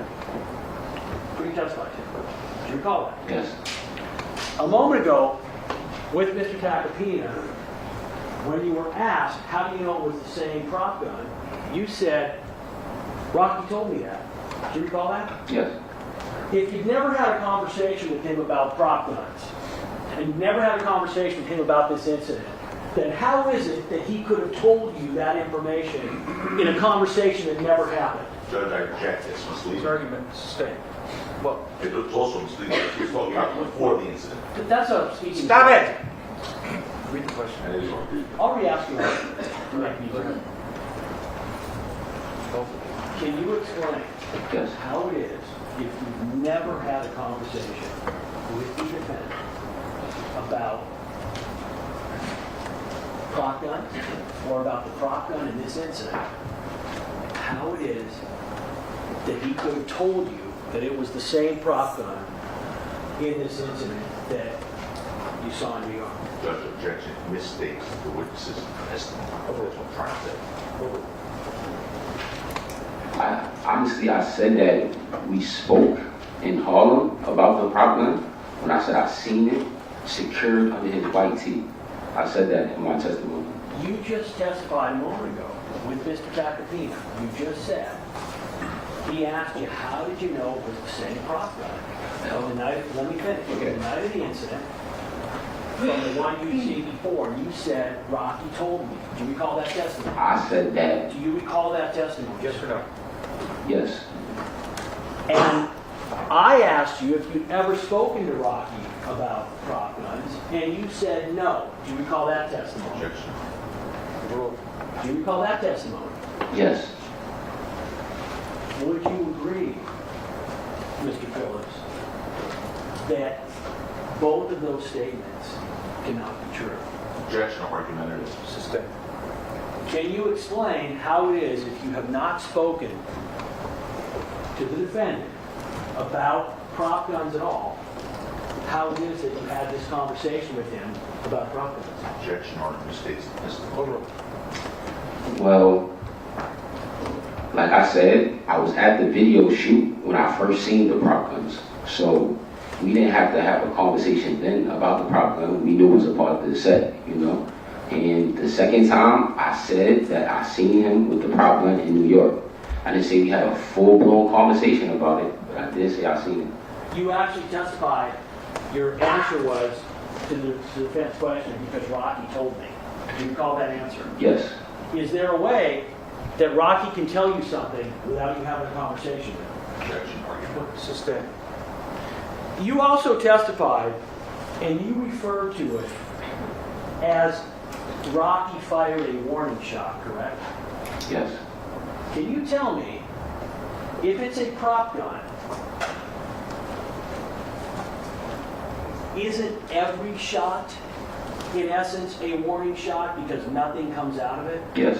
So in essence, isn't it true, Mr. Phillips, that what happened is the first shot Rocky fired, he pointed the gun not directly at Relli, but he pointed it down, correct? The first shot First shot was pointed down, right? at the ground. Why would he need to point the gun down if it's not a real gun? Objection calls for speculation. Sustained.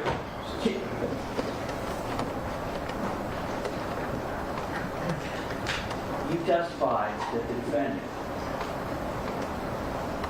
during the first shot, pointed the gun down, correct? Yes.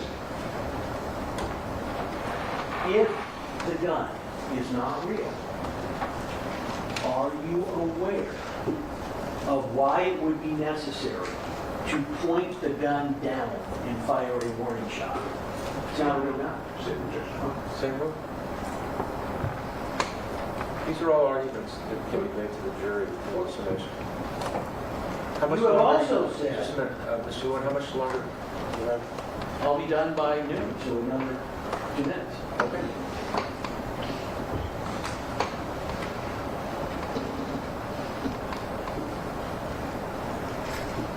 explain why you called it a warning shot if it is just a prop gun and cannot fire any real bullets? Objection, yes, and answer. I stated that because wasn't nobody pointing the prop at anybody, so it wasn't like anybody was trying to do anything to direct anything. It was to deter Relli from beating up Ills. It was to scare him, and he left the warning shot. It didn't work. So, I want to be clear. Your testimony is that the defendant, knowing that Relli knew that it was a prop gun, decided that what he wanted to do was to fire a warning shot with the fake gun that Relli knew was a fake gun by pointing it in a downward position so that it would stop Relli from attacking Hills. Is that your position? Calls for speculation. This is the same. I'll re-ask. I want to make sure I'm understanding your testimony. You testified Relli knows it's prop gun, correct? Yes. You testified the defendant knows that Relli knows it's prop gun, correct? Yes. You've testified that the defendant is pulling out this prop gun that everybody knows is a prop gun in order to stop Relli from attacking Hills, correct? Yes. And you further testified that he fires the first shot as a warning shot, pointing the gun down, even though it's a prop gun that can't fire anything that everybody knows is a prop gun. Is that correct? Objection. Question. And Overruled. Is that correct? Rephrase it, please. Please read the question back. I have one question after this, Your Honor. And you further testify that he fires the first shot as a warning, pointing the gun down, even though it's a prop gun that can't fire anything that everybody knows is a prop gun. Is that correct? Yes. You testified that's what happened, correct? Yes. Let me ask you something. As you sit here, Mr. Phillips, does what you're saying sound reasonable? objection or Sustain. None further. I asked you 30 seconds. No, we're done with Mr. Phillips. You sure? Yes, he's been asked every question that he could possibly be I have asked by one more. both sides. All right. I You got it. can't fathom another question. It's a good one. Excuse, What? It's a good one, but all right. excuse subject to recall, Your Honor. That's foundational as a court of law. All right, yeah, if you're notified to come back, you must come back, but if either side wants him back, I'm going to want to know what the offer of proof is. Your Honor, just so it's clear, that's foundational under the evidence code for. Right, I understand that. I do not anticipate that he would be called back. Evidence code section 1235? Yes, sir.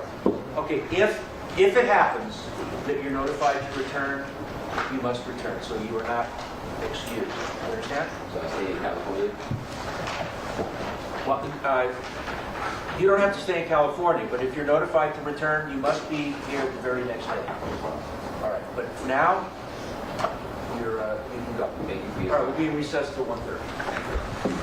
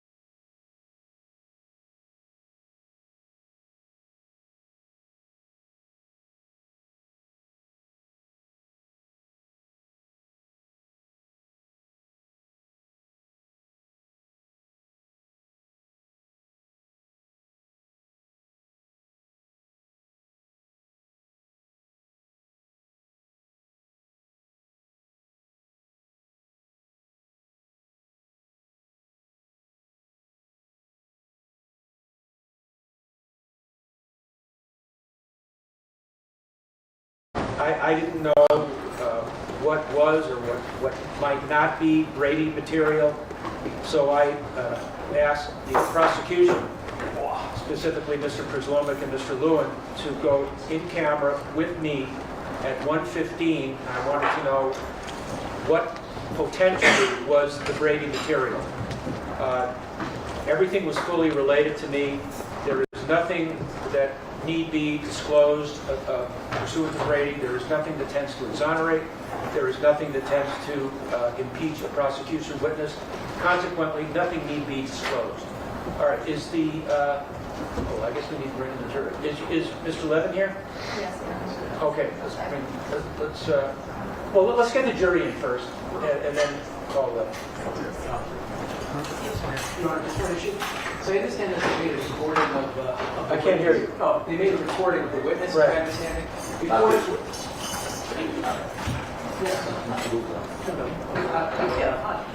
Yeah, I understand they made a recording of a...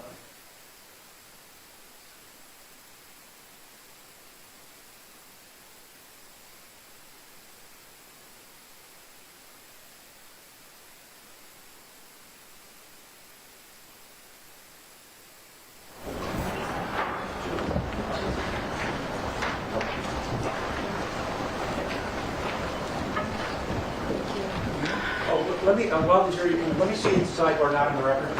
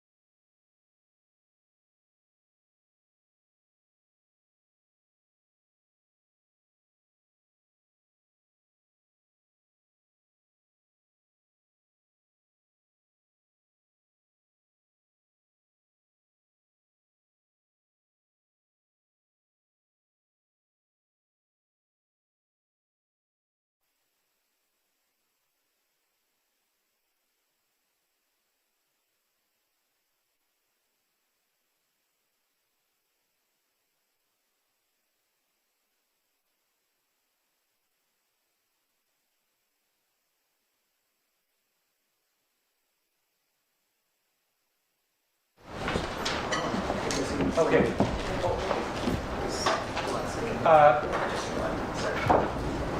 Turn seat 7.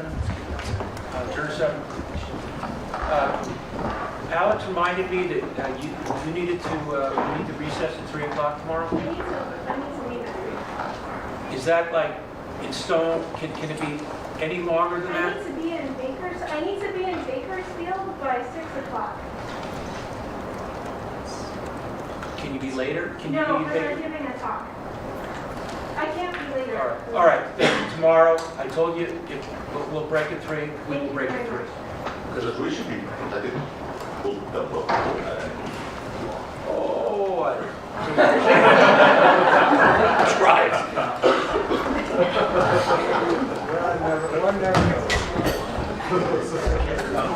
all right, we are now back on the record. All jurors and counsel and parties are present. Defense, Thank you. The defense calls Lewis Levin.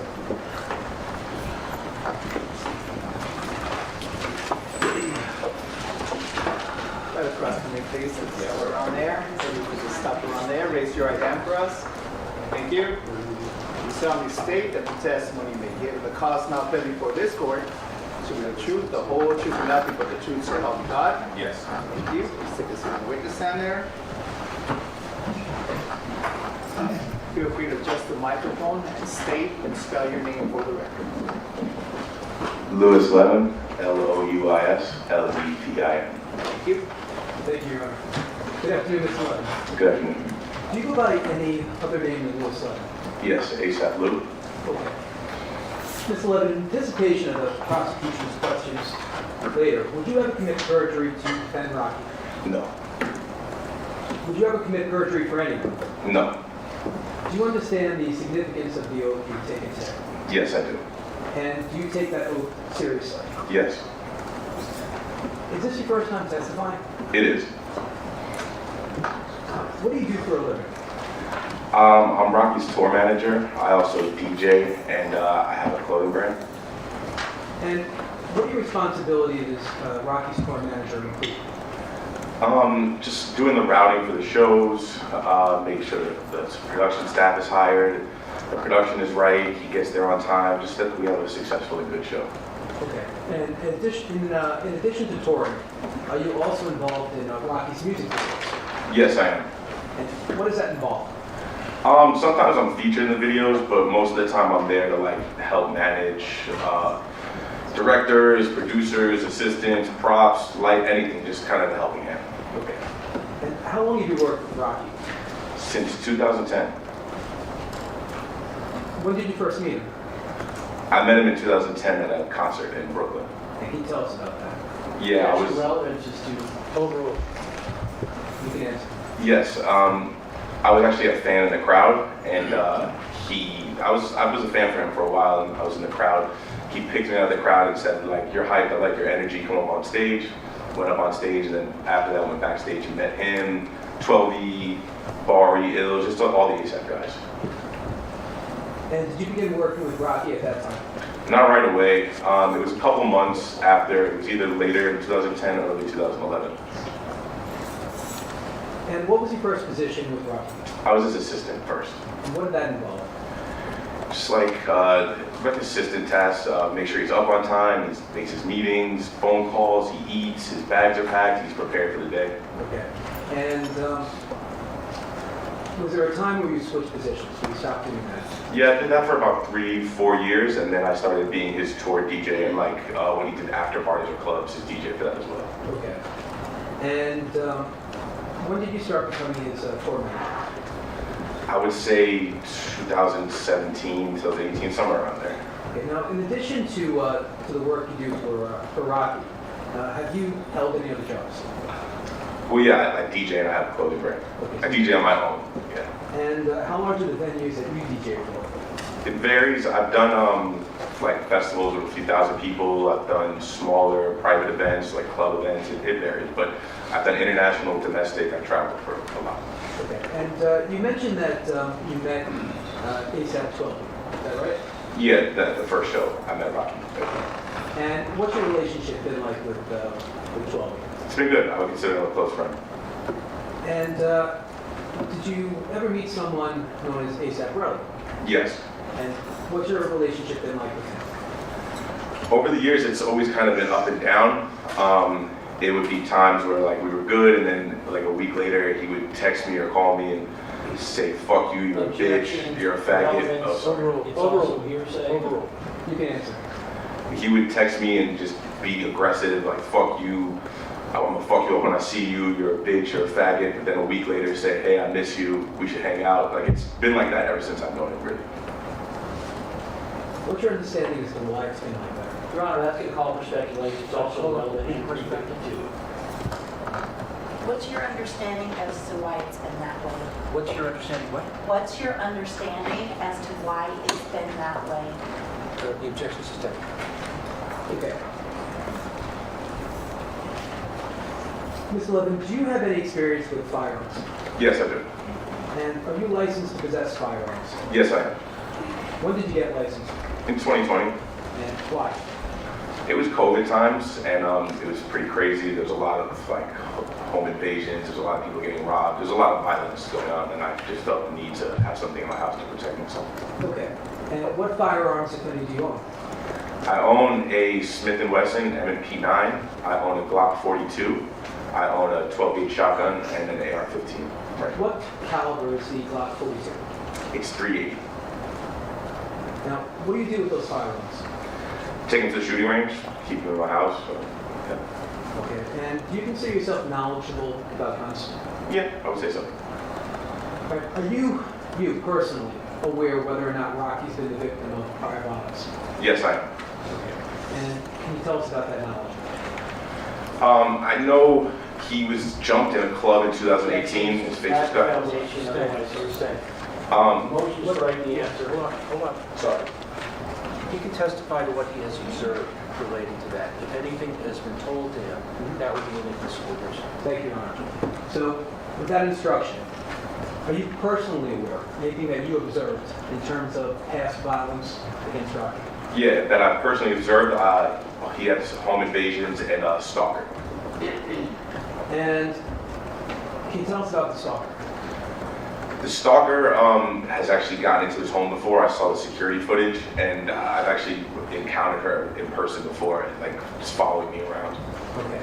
And when's the last time there was an incident with the stalker? It was Memorial Day of 21.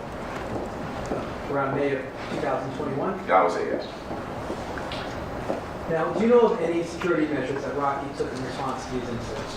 Yes, he started getting a security guard to sit outside his house for 24 hours, and he started carrying a prop gun. Yeah, I'm going to object. Law Foundation. How do you know that? What do you know about the security company and the prop gun? I visibly saw them, both the prop gun and the security company, and I Objection withdrawn. The objection's over. All right, the objection's over. Ask another question. Thank you. So what's your understanding of what a prop gun is? It's a prop gun is something that looks like a real gun.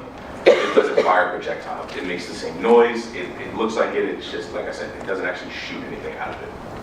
All right. I think you just answered this, but were you personally involved in Rocky's decision to carry the prop gun? Security and I thought it would be a good idea. Why? Well, because of the prior violence.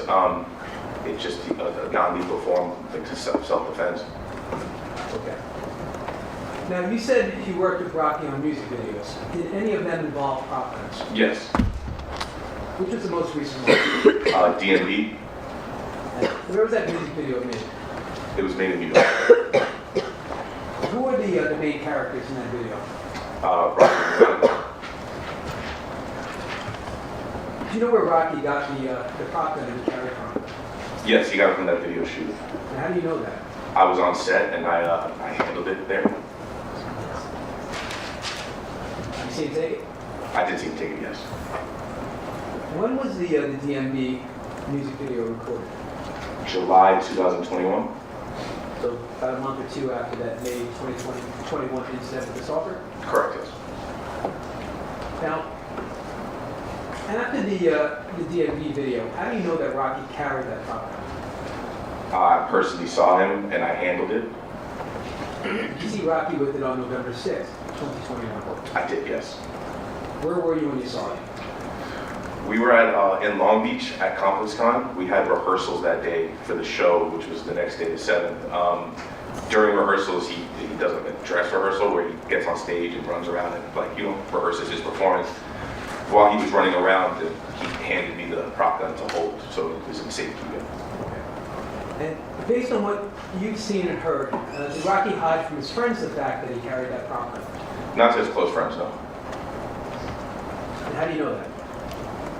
It was known by everyone. I mean, it was just something that everyone knew. Like his close friend circle, everybody knew that he carried a prop gun.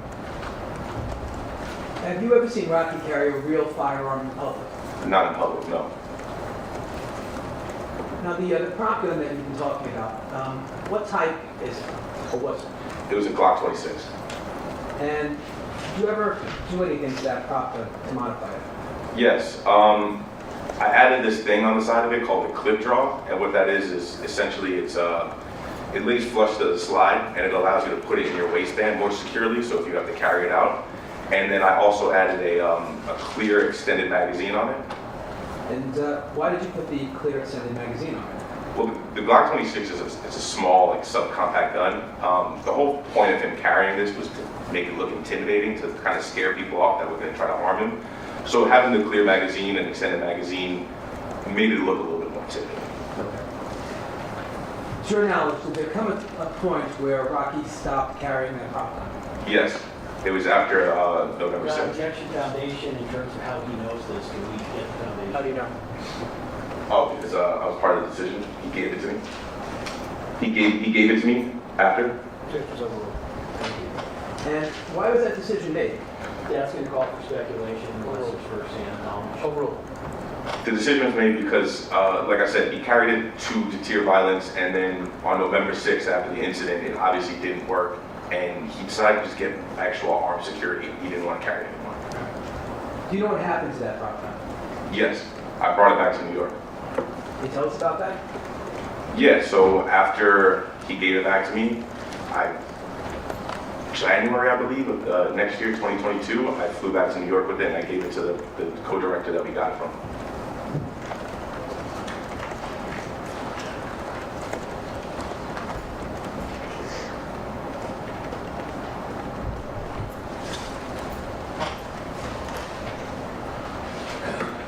When you said you gave it to him in New York, how did you get to New York with the property? Oh, we took a private jet.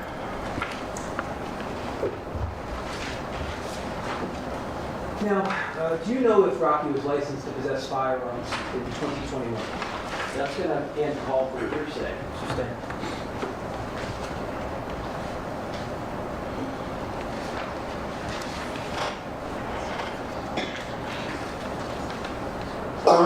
Do you know if Rocky owned firearms in 2021? And that's also the last foundation way to ask.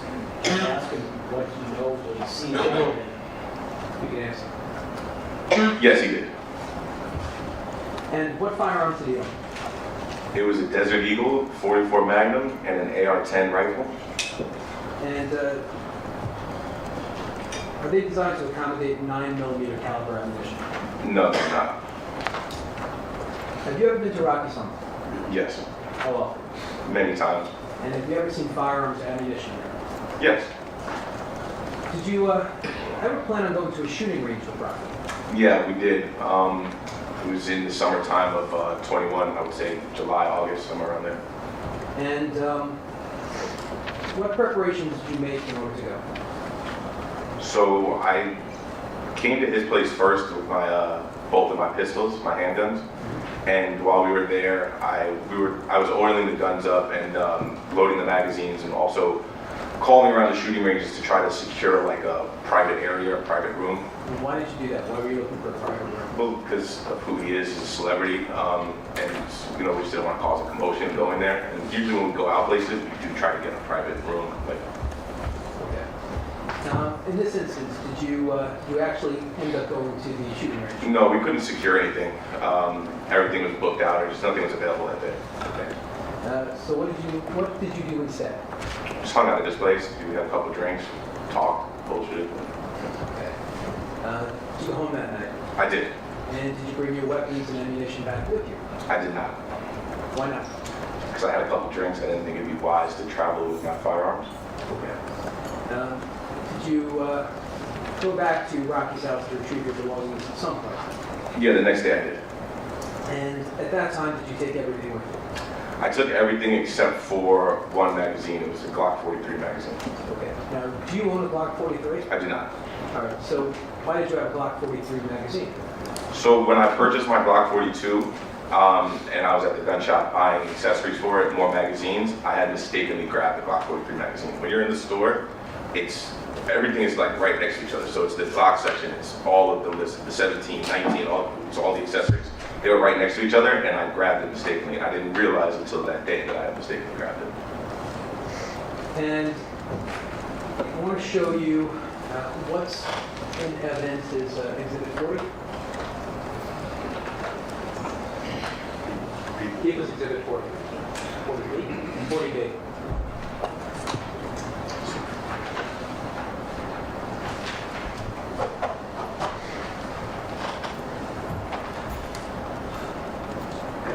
Direct your attention to this right here. Yes. For the record, he pointed to what appears to be a handgun magazine in the middle of the photo, or other magazines and rounds in the video. Is that correct, Runner? That's right. Okay, that's 11. I just pointed to. What is that? That's my Glock 43 magazine.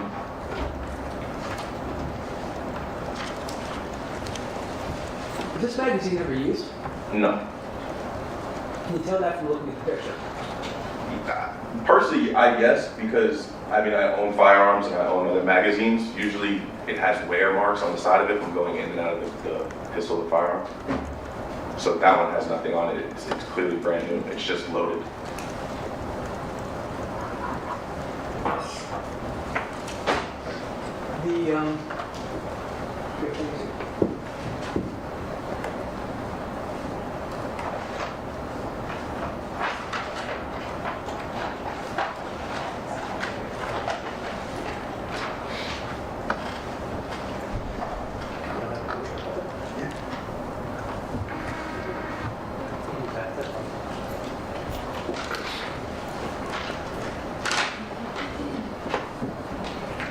I want to show you what's in evidence of People's Exhibit 42.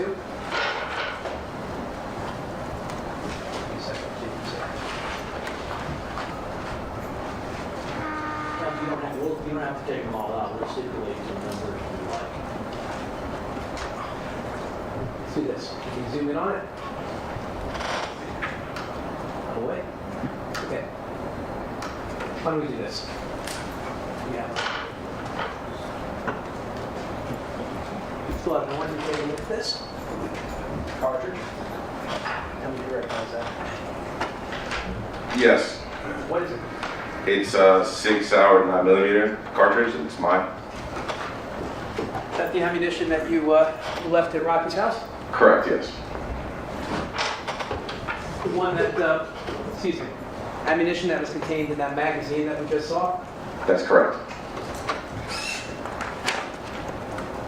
By the way, going back to the magazine, when you realized it was the wrong one,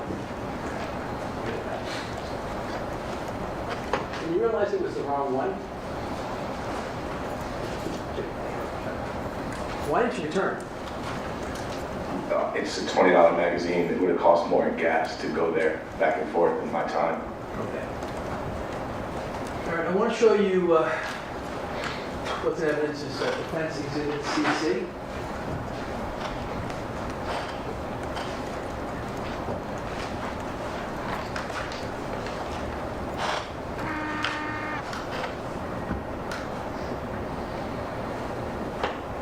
Okay.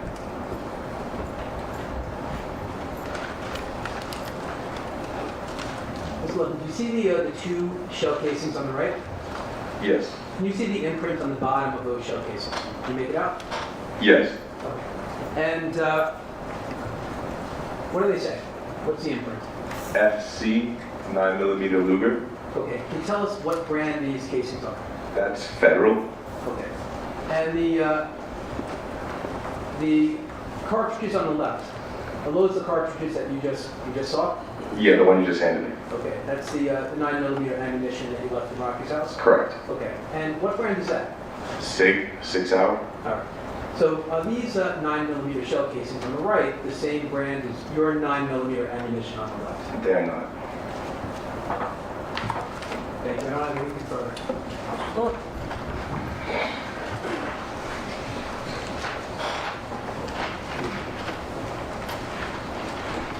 Mr. Levin, as you sit here today, do you consider yourself to be an unbiased witness? Yes, I do. So do you agree that you come in to your testimony today looking at the defendant as basically a brother, correct? Yes. And would you agree that you do not want to see him convicted in this case, agreed? Well, already he's facing 24 years. I don't want to see him go to jail for 24 years. Your Honor, please admonish the jury that that is an incorrect statement. Ask the question again. Did you not understand the question that I asked? Can you please rephrase it? So I'm going to ask you going forward, sir. I want you to answer the question I asked, and only that question, and not add anything that you want to add.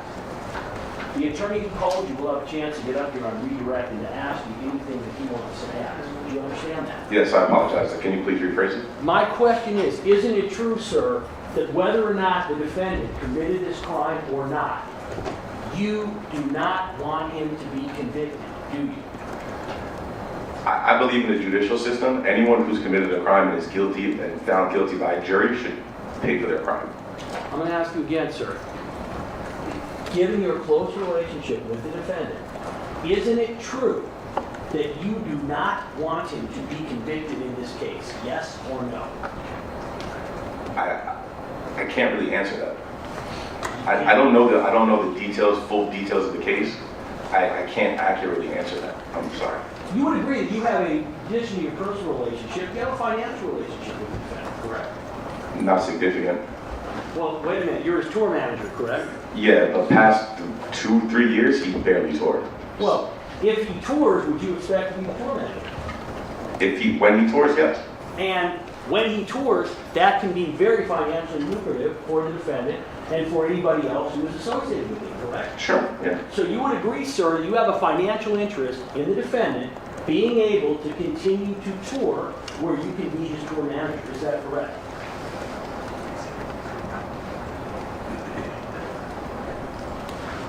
I'm sorry. Can you ask it again? Give me off. Sure. Would you agree that you have a future financial interest in the defendant being able to perform and tour? Yes, but it's not the majority of my income. That's not what I asked. Everything after yes is true. I apologize, sorry. Are you aware of the defendant having toured in Bangkok? In Bangkok? Yeah. Yes. When did that happen? Last year in November, I believe we did the show. In fact, you're aware that this trial was delayed so he could tour, correct? Sustained, the objection sustained. You just told me he rarely tours anymore. He just toured in Bangkok a couple of months ago, correct? I wouldn't consider that a tour. A tour is multiple shows. That was one show. It was a one-off show. Did you go? Of course I would, yeah. Yeah, and in fact, you got paid for going, right? Yes. So do you agree that you have a financial interest in the defendant continuing to be able to tour? Yes. Yeah, I'm not going to keep that yet. Yes. So how much of your income, I'm not asking you what you make, but what percentage of your income is either directly or indirectly related to the defendant? Currently, I would say 30%. And what was it previously? Previously when? Well, so you said currently it's 30%. You agree? Like I said, it varies. It depends on how much he's toured. So when he tours, I can't accurately tell you because that's years ago when he was actually touring. When he was actually touring, you were making more money. Is that correct? Well, yeah, the more shows we do, the more I make, yeah. And in fact, when you were his assistant, that's what he paid you, correct? I'm sorry, when I was an assistant, I got paid, yes. And that was your primary source of income, correct? In 2010, yeah, that was. So historically, the defendant has been an extremely important source of income for you. Is that right? Yes, he's opened the door for me to have other opportunities aside from working directly from him to be able to further benefit financially. So I DJ on my own, like I said, not with him. I travel on my own. And recently, for the past couple of years, that's been the majority source of my income, yes. And in terms of you being able to establish yourself as a DJ and your clothing brand, you have the defendant in large part to thank for that, don't you? Sure, yes. Now, I want to ask you, when did you first speak to the defense in this case? In August of 2024. So you're saying the very first time that you spoke to the defendant's lawyers was nearly 3 years after the incident? That's correct. Had you spoken to the defendant about this incident prior to that time? Yeah. Had you spoken to him numerous times about it? More than once? Sure, yeah. So we're going to go back to the very beginning. When did you first hear about this incident on November 6, 2020? The next day? And did you talk to the defendant about it? Yes. And at that point in time, did he tell you that he had pulled a prop gun on Relli? Yes, he explained to me the situation of what happened on the night of November 6th. And at that point in time, were you aware that Relli was already contacting the defendant and other members of his entourage, for lack of a better word, and basically demanding money? I don't recall that specifically. You became aware near the time of the incident that Relli wanted money, correct? I can't recall that specifically. No, I know about the incident, but I don't know. He didn't contact me about wanting any money. So I don't know, I can't recall specifically if he did that. Let me ask you something. Did you become aware at some point in time that Relli wanted money? Yeah. And did you become aware of that from the defendant? To be honest, I think I became aware of it when everything came out in the media. Wait, so you're saying you never had a conversation with the defendant back near this, when this event happened, about the victim wanting a bunch of money from him? Like I said, sir, to be honest, I can't recall that specific conversation.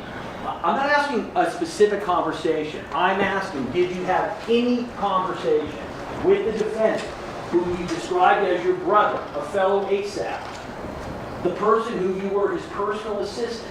Did you have any conversation with him near the time of this event about what happened, the fact that Relli wanted money for it? When you say the fact that Relli wanted money, like I said, I can't recall if we specifically spoke about that right around the time of the event. When did you become aware that Relli wanted money? I told you, I don't specifically recall, but I believe it may have been around when everything came out in the media. And when you say everything coming out in the media, do you mean... When the defendant was arrested. And that's going to be in 2022, is that correct? In April, I believe, yes. And you're telling me that before that time, as far as you can remember, you didn't have any conversation with the defendant about what Relli wanted from him. Is that correct? Like I said, sir, I cannot specifically remember. So I'm asking you, sir, as you sit here, to the best of your memory, did you have any conversation with the defendant about Relli wanting money from him between the time the incident happened and the time that it became public in April 2022? Objection has been answered. Overruled. And again, I said I cannot specifically remember if we spoke about it around the time of the event. When you say you cannot specifically remember, what do I you cannot remember? recall. I recall him telling me about the event, how it happened on November 6th, the night. I can't remember him specifically saying Rel was trying to extort him for money. So I want to go back to your conversations with the defense. You said that you first spoke to them in August 2024, is that correct? Yes. And that was for approximately 90 minutes, correct? Yes, I would say so. And that was in what city? It was in New York. And who was present during that conversation? It was Joe, Chad, and Eleanor. Eleonora? Eleanor, yeah, sorry. Pardon me. And did they have an investigator there monitoring or recording the proceedings? No, it was just them and me. Did you see them taping anything? They were not taking anything. Did you see them taking any notes? They were not taking any notes. Do you have any idea how they were in any way memorializing or even remembering what it was you were telling them during this 90-minute interview? Objection, speculative. I'm asking if he knows. What's that, Your Honor? No, the question calls for a yes or no. It's overruled. I'm sorry, can you repeat it one more time? You said they were not recording. Yes. You said they were not taking notes. Correct. You said there was no investigator that was there monitoring. Correct. So I'm asking you, are you aware, do you know how they were keeping track of what you were saying during the interview? Objection, speculation. Ask if he knows. He's On in that the ground- interview. On that ground, overruled. And it seems a fact. On the other, Sustained. You just testified they were not recording anything and they were not taking any notes, correct? That is correct. So I'm not asking you to speculate, so I'm asking, do you know, are you aware of how they were documenting and keeping track of what you were saying? objection, Your You Honor. mean if they were? Yes, if they were, yes, Your Honor. I'm not aware. You had a second interview with them when? January 26th of this year. January 26th, that would be approximately 6 days after this trial started. Are you aware of that? Yeah, sure. Have you seen, sir, the statement, the summary that they turned over of your total information that you provided them in this case? Have you seen it? Yeah, you showed it to me this morning. Would you agree, sir, that it is literally 9 bullet points? Yes, that's what it appears to be. You testified on direct examination to a number of incidents and issues already. You talked about the fact that the prop gun was modeled after Glock 26, is that correct?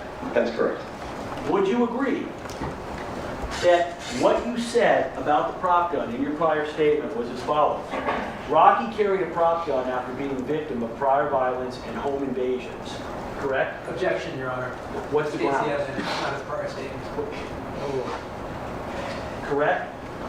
This is what's been represented as your prior statement. Rocky carried a prior- This has been represented as a summary of your prior statement turned over in discovery pursuant to PC 1054.3. Is, sir, it says that you said Rocky carried a prop gun after being a victim of prior violence and home invasions. Is that what you said? Yeah, this is what the summary says. Did you provide any more detail than that to them? In August of 24, I honestly, I can't completely, I mean, if they ask me for more details, then I did give them more details. Mr. Levin, are you telling me you can't remember you're asked about Rocky carrying a prop gun, and you mentioned prior violence and home invasions, and you were saying that you don't know if they asked you, hey, what prior violence, what home invasion? You don't remember that? I don't want to misspeak, and like I said, I can't completely recall. This is 6-7 months ago. Well, you just testified to information on direct examination. You would agree regarding home invasions and prior violence that is not in here. Is that correct? I'm sorry, can you ask it another way? I apologize. You just testified on direct examination. You were asked questions specifically about prior violence and home invasions, and you said, as an example, you saw video of a home invasion, correct? Yes, that's correct. Can you tell me where in your statement it mentions anything about a video of a home invasion? Objection again, Your Honor. It's not in the statement. What's the, can I get a ground, Your Honor? Yeah, misleading. Misleading. ground. Overruled. What? Misstates the evidence. It's a question, it's not misstating anything. Objection's overruled. Look, can you tell me where you see any information, sir, about having viewed videos of a home invasion? Objection is irrelevant. Overruled. Wait, Irrelevant? Not his statement. sustained. On what grounds? It's not relevant what he sees on that piece of paper. Did you tell them specifically about the information of viewing video of home invasions during your interview? Just tell them that. Again, this is 6-7 months ago. I don't want to misspeak. I don't want to say yes, I don't want to say no, and I don't feel confident. I don't want to misspeak. I don't recall, sir. I'm sorry. What about 2 weeks ago in January when you spoke to them? Did you talk to them about it then? I believe so, yes.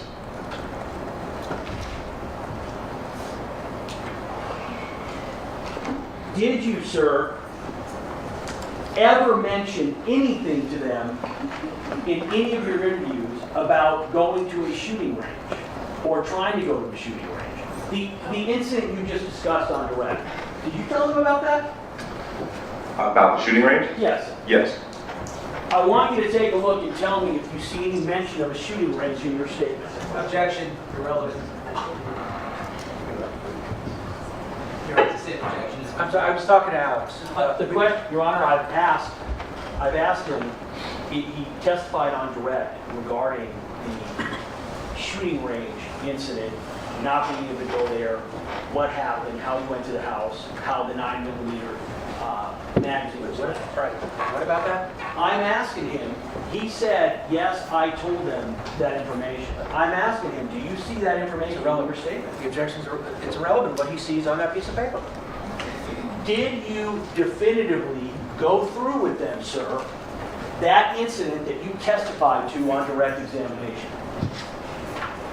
Did I go through with them in detail? No. Well, what did you tell them about that incident? Was it just what you said on direct? Did I exactly what I said on direct? I don't know if it was word for word. Well, did you tell them in essence, sir, about that incident involving your attempt to go to the shooting range and how you ended up leaving a 9mm Glock 43 magazine at the defendant's home? Did you tell them that? I told them that that was my magazine at the home, yes. That's not what I asked you. Tracy, do you want to go, can we go another half hour, 45 minutes? I know it's Yes, go ahead. Yes, we can go. Go to 3? Yeah. Okay, go ahead.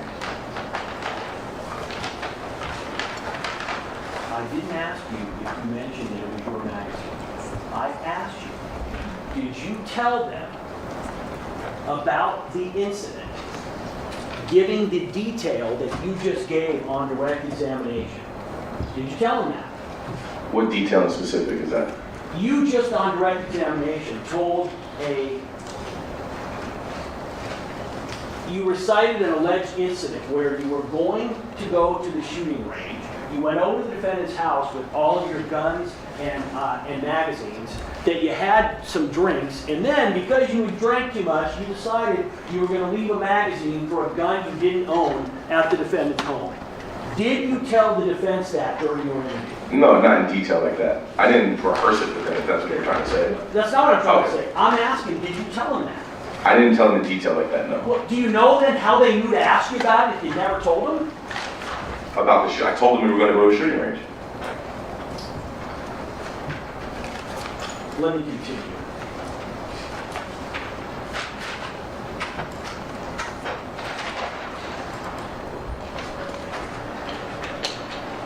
Were you ever asked, sir, were you ever shown what I just showed you, those bullet points? Were you ever given that to the defense and said, hey, listen, Mr. Levin, does this accurately depict what you told us?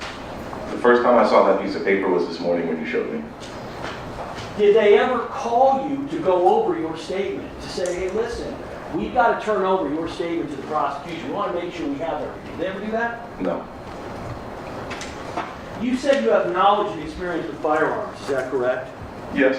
You said you owned numerous firearms. Is that correct? Correct. You are currently a resident of California, have been a resident in California for many years. Is that correct? Yes. And you understand there's a legal duty to register firearms in California. Is that correct? That's correct. And you would agree that you have a history of complying with the law and registering your firearms, is that right? When I buy my firearms, I buy them at a licensed dealer, yes. And you were aware, sir, before you ever took the stand today, you were aware that the Glock 43 magazine that you allegedly gave to the defendant, I didn't give it to him. I left it at his that you house. left there. Yes. You were aware, sir, that you did not have a registered gun that would fit that magazine, correct? That is correct, yes. And in fact, isn't it true, Mr. Levin, that you understood that because you did not have a registered gun that would fit that magazine, that you had to come up with a story to explain how it was that not only you left a magazine at the defendant's house without a firearm to go with it, but also why you had that magazine in the first place. Is that correct? I'm not saying, Argumentative. Hang on now. It's cross-examination. I didn't have to come up with a story as the truth. And when is it your position that you first told the defense the details that you just described about having brought that magazine over with your gun, having had the drinks, and having left it there? When did you first tell the defense about that? Like I said, with the full I told him in August that that was my magazine at his house. The full details of that, I can't believe, I can't remember exactly when I told him the full details of the story. Well, you only talked to him twice, you said, right? 3 times. 3 times. Yeah. Okay, so did you tell him that on January 26th? We didn't get into details. They just asked me about the shooting range incident and why the magazine was there. Wait, how did they ask you about a shooting range incident when you'd never told them to about the shooting range? I told you I had told them about it. So you told them about the shooting range incident back in August of 2024. Well, yes, I believe so. And your testimony is that they, even though you told them about it, they didn't ask for any details. Is that correct? In August of 24, I can't accurately remember. I don't want to misspeak, sir. Good. Come up 1 second. Say again? We just come up 1 second. Not fair. Now, Hold on. Off the record? Off? All right.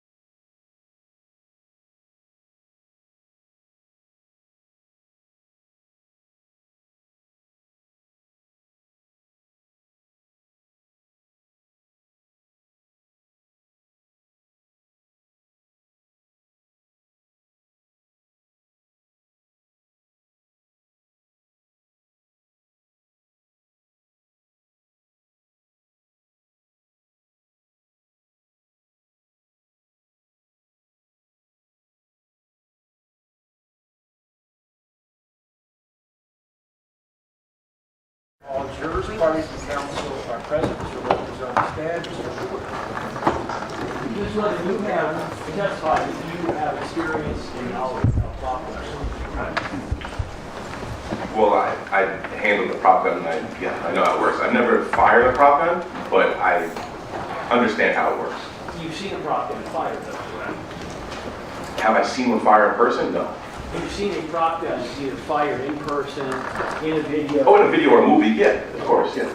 And you would agree that a prop gun, it cannot fire an actual projectile, agree? That's correct. And would you also agree that because it can't fire a projectile, it has no ability to, for instance, to protect somebody if the other guy has a real gun? Would you agree? I'm sorry, can you ask that different way, please? So, let's say you pull out a prop gun. There's no bullet that can be fired from that prop gun. And someone in response pulls out a real gun. You would agree, real gun versus prop gun, not good for the person who has a prop gun, agreed? Yeah, I can agree with that. You understand that in this case, you have said that the defendant was possessing the prop gun because he had been advised by you and a security person as a result of home invasions and stalking and a violent situation where he's been stabbed to carry a prop gun, correct? Yes. And would you agree, I want to give you the following scenario. An individual has a prop gun in their possession. Somebody threatens them. The person who has the prop gun takes out that prop gun. Would you agree, Mr. Levin, that in such a scenario, if the individual they pull the prop gun on, at that point in time, if that person does not know it's a prop gun, that when the individual pulling the prop gun is pulling it out, if the other person has a real gun, the person with the prop gun is going to be in trouble. Would you agree? Objection, Your Honor. With respect to Sustain. If someone's got a prop gun and they run up against somebody with a real gun, and that person with the real gun sees that prop gun being pulled on them, you would agree that in that situation, based on what you know about firearms, that the person with the prop gun is likely going to get shot. objection, same one. I want to give you a scenario, sir. You carry firearms, correct? That's not correct. I do not carry, I'm not licensed to carry a firearm in public. You're in your house. You're in your home. You have multiple firearms, correct? Correct. Somebody comes in that you don't know, and they have a prop gun. But you don't know it's a prop gun. They just pull a gun on you. Would you agree, sir, that when someone pulls a gun on you, you're going to treat that as if it is a real firearm? I mean, it kind of, it depends on like this. There's other factors in the scenario that I would need to like know. I can't just really speak on that just like that. So you're in your house and someone is coming in, an intruder, and you don't know them, and they have a gun in their hand that looks like a real firearm. And you're saying, I don't know if I would consider it a real firearm. Might be a prop gun. Is that your testimony? Well, no, I'm saying there's other factors that would be in it. If someone came into my home and was pointing a gun at me, and I believed it to be a real gun, most likely I would comply with what they wanted. Because if I thought it was a real gun, I went to go pull out a gun. In the motion of me trying to pull a gun out, they would possibly gun me down. And would you agree that if somebody is pulling a gun, and you don't know in advance that it is definitely a prop gun, you're going to assume it's a real gun, correct? Yes. Now, your testimony is that the defendant was advised that he should be carrying a prop gun, not to protect himself against individuals who knew that he carried a prop gun, but to protect himself against individuals he did not know, like home invaders, stalkers, violent people, correct? It was just to fight off any type of violence that could come from, not any specific. And when you say fight off, Deter from violence. meaning pull a fake gun out of your pocket. Lower the volume. Pull a fake gun out of your pocket. And that's what you mean by fighting off? I mean, it was there to deter violence. So if he was in a situation where he was going to be harmed, it could be there something possibly to calm things down and safely get him out of a bad situation. Would you agree that just as likely would be you pull that prop gun and the person you pull it on pulls a real gun and shoots you? I can't speak on that. I mean, it's... Let me ask you this, sir. It's your position that everybody around the defendant knew that he carried a prop gun, correct? His close friends, yes. And you have heard testimony that Relli was aware that he carried a prop gun, correct? I didn't hear any other testimony. I want you to assume that there's been testimony in this case by the defense that Relli was aware that it was a prop gun that the defendant was carrying. I want you to assume that. Would you agree that if Relli knew that the gun was a prop gun, that it would not offer any deterrent if it were pulled on him because he would know it was fake? I can't speak to his state of mind in the situation. Listen to me. I'm not asking you, I'm saying anybody. I want you to assume for a moment, I'll give you, do it in hypothetical terms, all right? I want you to assume that the individual who is pulling the prop gun is pulling it against somebody who knows that it is a prop gun. Would you agree that the only value of the prop gun is if you could scare or intimidate somebody into thinking that it is real? No, I wouldn't agree with that. Objection, Your Honor. So what's the state of mind of another? It's not even a legal objection. Right, speculation. He said he's a... I'm reading back the question. Listen to me, I'm not asking you, I'm saying anybody. I want you to assume for a moment, I'll do it in hypothetical terms, all right? I want you to assume that the individual who is pulling the prop gun is pulling it against somebody who knows that it is a prop gun. Would you agree that the only value of the prop gun is if you can scare or intimidate somebody into thinking that it is real? Speculation. Would you agree, Mr. Levin, that if an individual understands that a fake gun you're pulling is fake and not real, then that gun doesn't have any value for deterrence? Objection. Same objection. Same way. So, there's been testimony in this case by the defense that, again, Relli was aware that this was a prop gun. Are you aware that the defense in this case, Mr. Levin, is that the defendant pulled the prop gun on Relli to stop him from attacking Hills? Are you aware that that's the defense? Yes. Okay, and my question is, given your knowledge of firearms and given your advice to the defendant about carrying a prop gun, would you agree that if Relli knows it is a prop gun, that the theory that you have raised about why the defendant is carrying a prop gun doesn't work? Objection, Your Honor. Statements before speculation. Overruled. As phrased, overruled.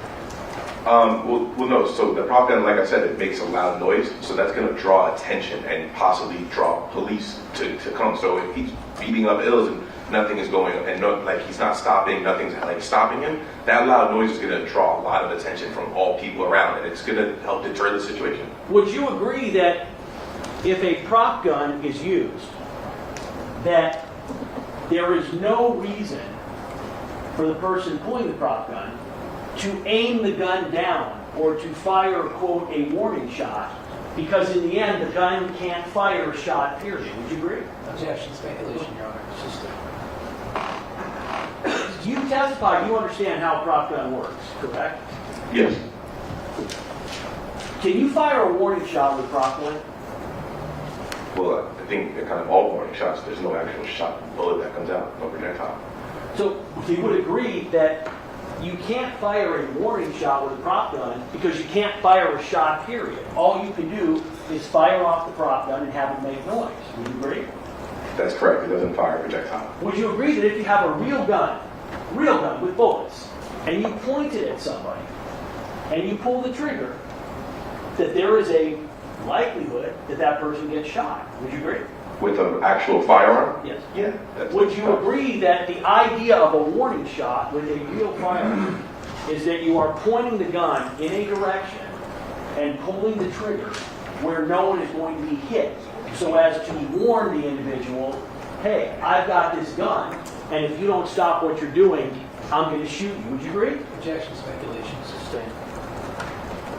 Would you agree, Mr. Levin, that in firing a shot with a prop gun, that there would be no reason to aim the gun towards the ground because the gun can't fire anything? Objection, speculation. Where's the speculation? Sustained. On speculation? Yes. Do you want to argue with me? I'd like to broach. No. Your Honor, I'm trying to do a very important area, and I'm not understanding. What this witness thinks is the efficacy of a prop gun versus a real gun. What his opinion is irrelevant. Go on to another Just subject. so I'm doing it for his credibility in front of the jury, which is relevant. You've already touched on it enough. Go on to something else.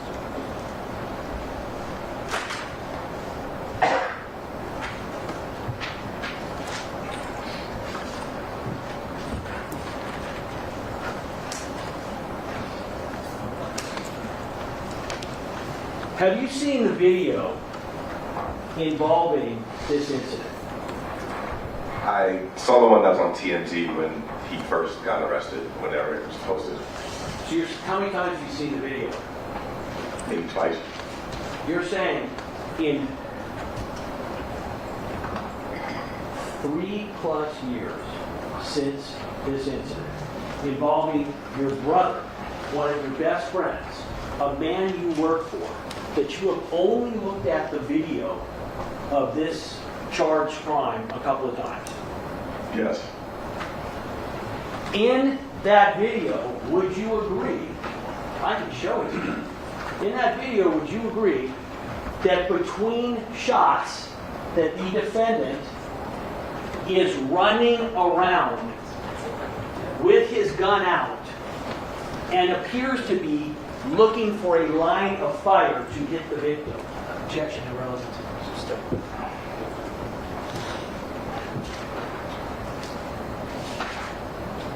You've given testimony about the current location of the prop gun and how you went to New York and who you gave it to. Is that correct? That's correct. That wasn't in the statement that you reviewed with 12 bullet points, was it? The one that you showed me with the 9 bullet points earlier? Yes. Yeah, it wasn't in there, correct.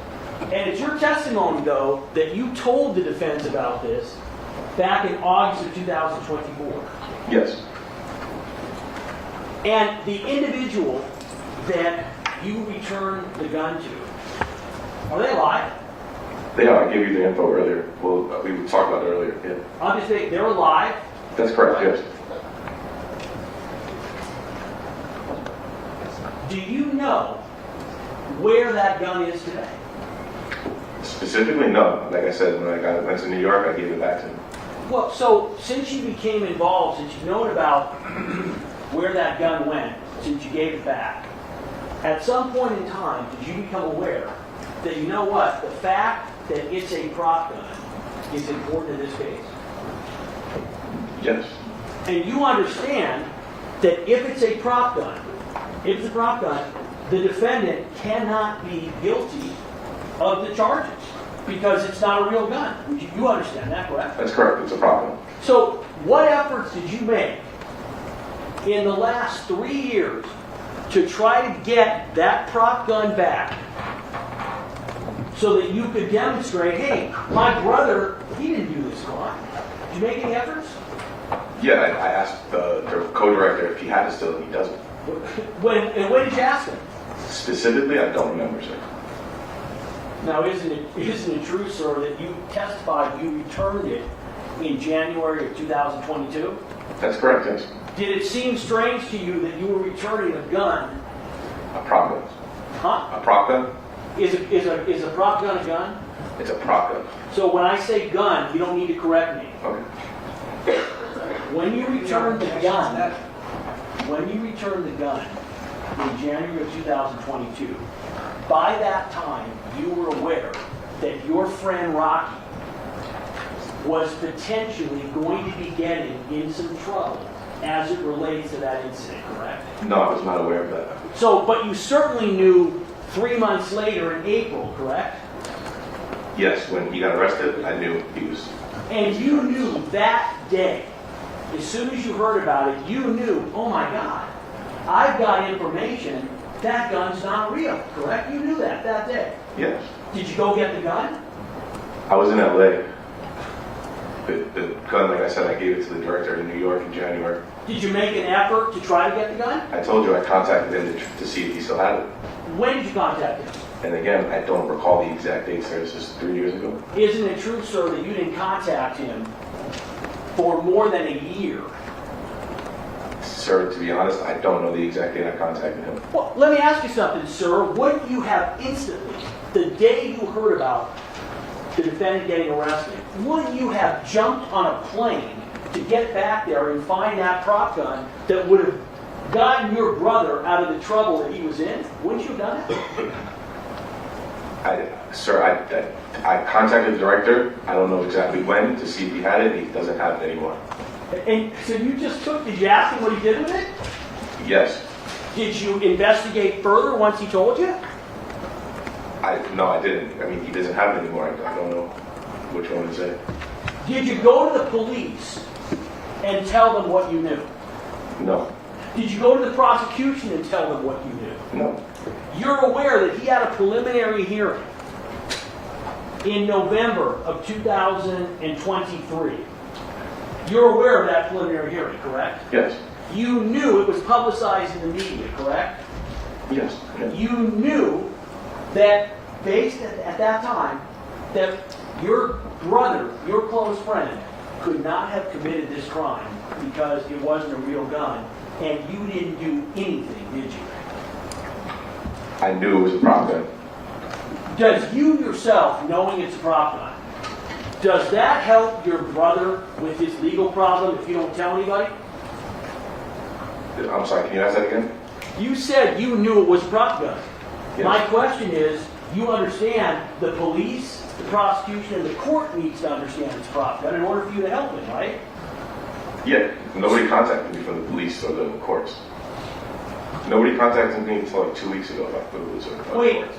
would you, sir, have had every incentive, every motive, every desire to contact the police and the prosecution to tell them, hey, my buddy, my close friend, my brother Rocky is innocent. That was a fake gun. Wouldn't you have had every motivation to do that? I knew that this was going to court, and I knew I would have my time to speak about it here to the jury.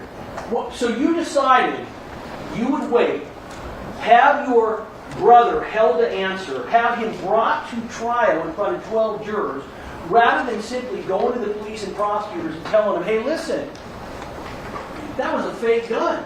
Is that your testimony? Like I said, I knew that this case was going to trial, and I would have my opportunity to speak here in front of the jury and explain it. I want to ask you again. Okay. Did you understand that by not coming forward, that you were putting your brother, your best friend, in more legal jeopardy? Did you understand that? No, I didn't. I didn't understand that. I didn't. No. So, you were present on April 20th, 2022, when a search warrant was served at Mr. Mayer's residence, correct? I wasn't present when it was served, but I was there during the search, yes. You were there when they were doing the search, correct? Correct, yes. The police, correct? Yes. The police, the detectives handling this case, correct? Correct. That man seated right in the back. Can you stand up for me, detective? You saw him at the defendant's house, correct? That's correct. I'm pointing the IO in this case. Did you walk up to him and say to him, detective, it was a prop gun. That's not right. He didn't do anything. Did you tell the detective that? At that time, I didn't know any details of the case. I just got a phone call saying that there was a search warrant being done at his house and I should go over there to just be there. I wasn't aware of any of the details of the case. This was early in the morning. I was just getting out of bed. I didn't know that he was being charged for, I didn't know what he was being charged for. Didn't you already testify, sir, that you had talked to Rocky the day after the incident happened and you knew that he had used a prop gun? Correct. So you're telling me that when the detectives are showing up, serving a search warrant, that you had no idea what it was related to? I didn't know that this was going to be, it was going to a criminal case until that day. So when it was that day and the detective is there, you wouldn't have had to call him, you wouldn't have had to go down there. He's right there and you could have told him it was a prop gun. You could have done that, correct? I didn't know the details of everything that was going on at that time, sir. I didn't know what was... Listen to my question. Could you have told the detective on that day it was a prop gun, it wasn't real? Could you have done that? When I was speaking to the detective, Yes. I could have told him, but I didn't have any details of what was going on, sir. It wasn't, at that time, I Most didn't is know. right, everything after yes. Did you tell him it was a prop gun? Did I tell him it was a prop gun on that day? Yes. No. Now, you were also aware, on that day, you were aware that they collected evidence, correct? You were there supporting your friend, is that right? I was aware they collected evidence. By the way, you said you got called when they were serving the search warrant. Who called you? It was somebody that was on the plane with him. I can't remember exactly who it was that day. Well, so It was like 7 in the morning. I was just waking up to just, hey, you have to go over to Rocky's house. They're going to search the house. And I just jumped in my car. I didn't ask questions. I just went. why would you have to go over to Rocky's house when you're serving a search warrant at Rocky's for something that doesn't involve you? Well, I've worked with him for a long time, and I actually sometimes manage his property, so I'm able to get access to the house. I have keys, so I could have opened the door instead of them busting the gate open and running the door down. I mean, and if they needed anything in there, I was just there. We have nothing to hide, so I was there if they needed anything. Even at one point, they needed to get into a safe that I'm so sorry. What's that? I'm so sorry. Slow it down. I'll slow it down. I apologize. Slow it down. So you go over to the house and you are there when they are collecting guns, correct? I was outside the whole time, so I didn't see exactly what they were collecting. You became aware on that day or shortly thereafter that detectives did not find a prop gun, correct? Well, yeah, there was no prop gun in the house. So how did you know there was no prop gun in the house? Because on January of that year, I brought it back to New York like I testified. How did you know there was no other prop gun in the house? There could have been another prop gun in the house. I didn't know. I know that prop gun was back in New York. Okay, so you also know that the detectives recovered that Glock 43 9mm magazine, correct? Yes, I know now they did. Correct. And it's your testimony that that was actually your magazine. Am I correct? That's correct. And it's your testimony that even though you do not own a Glock 43, that you bought a 380, correct? I bought a Glock 42, yes. Which is a 380. 380 caliber, correct? that's correct. 380 cannot fire 9mm rounds, correct? That's correct. And your testimony is that when you bought it, you somehow inadvertently got the wrong magazine. Is that right? I mistakenly bought the wrong magazine. Correct. And you didn't realize it was the wrong magazine until literally the day you went over to Rocky's house to end up in preparation for going to the shooting range, correct? That's correct. And because you did not know that it was anything other than a 380, right, a Glock 42 magazine that fired 380 caliber ammunition, correct? You didn't find that out until you go to the house and you're like, oh my God, this is the wrong gun. Is that right? Yes. Did you actually try to put it inside of your Glock 42 to 380? No, what I was trying to do is I was trying to load it, and I noticed when I put the 380 ammunition in, it was a little too small. It wasn't fitting correctly.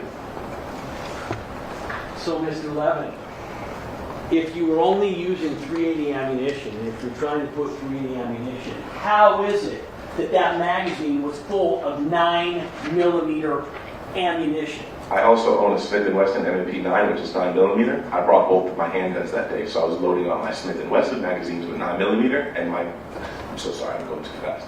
I was loading up my Smith & Wesson magazines with 9mm and my Glock 42 magazines with 380. So I had both ammunitions on that day. Now, you're well aware that a Glock magazine looks nothing like a Smith & Wesson magazine, correct? Yeah, correct. They look nothing alike, correct? That's correct. So my question is, how is it that that Glock magazine, which you thought was to hold .380 ammunition, ended up being loaded with 9mm ammunition? How did that happen? When I realized the 380 didn't fit, I tried the 9mm in there, and it fit, and then I further inspected it and realized it was a 43 magazine. So, by the way, so you're telling me you then needed to figure out what kind of magazine it was. And so you decided to put a 9mm round inside the magazine, correct? Yes. So, sir, as soon as you put one 9mm round in the magazine, you know it's not for a 380. Why is it fully loaded with approximately 6 rounds of ammunition? A full Glock 43 magazine, full of 9mm ammo. Because after we realized we weren't going to the gun range, and I packed everything up, I was just fidgeting with it. At that time, I had just first got guns, and sometimes I would sit there and I would load it and unload magazines just fidgeting around. So, you loaded a magazine for a gun you didn't have, with ammunition you didn't know went into it, and then when it fit, you fully loaded it all the way. Is that your testimony? Yes. Because you were, quote, fidgeting. Is that correct? That's correct. Does that sound reasonable to you? Objection, argument. Sustain. Isn't it true, sir, that this information about the Glock 43 magazine is what is called a lie? That it never happened, that you never took over a Glock 43 magazine there, that you never tried to load it with 380 ammunition, and then in fact... Compound. It's really compound.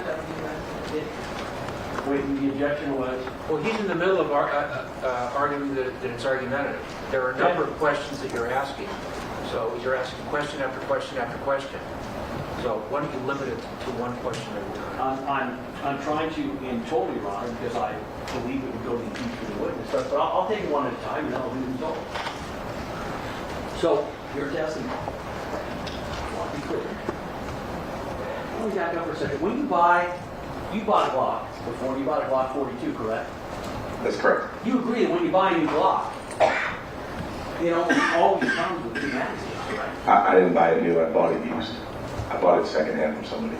You ever bought a new weapon? Brand new? No. All of my firearms were bought through secondhand. When you buy them secondhand, sir, wouldn't you agree? I assume when you bought your 380 secondhand, it came with two magazines, correct? I don't believe so. It just came with one. You said you know a lot about firearms, correct? Yeah, I'm knowledgeable. Is it your testimony that in your experience that when you buy a new firearm, that generally speaking, that firearm only comes with one magazine? Objection, relevant. Sustain. Sir, isn't it true that the reason that 9mm magazine was at the defendant's house was because he had a 9mm firearm, a Glock 43, that he used in this shooting of Relli, and that was simply the second magazine that he forgot to get rid of? Isn't that what happened, sir? No.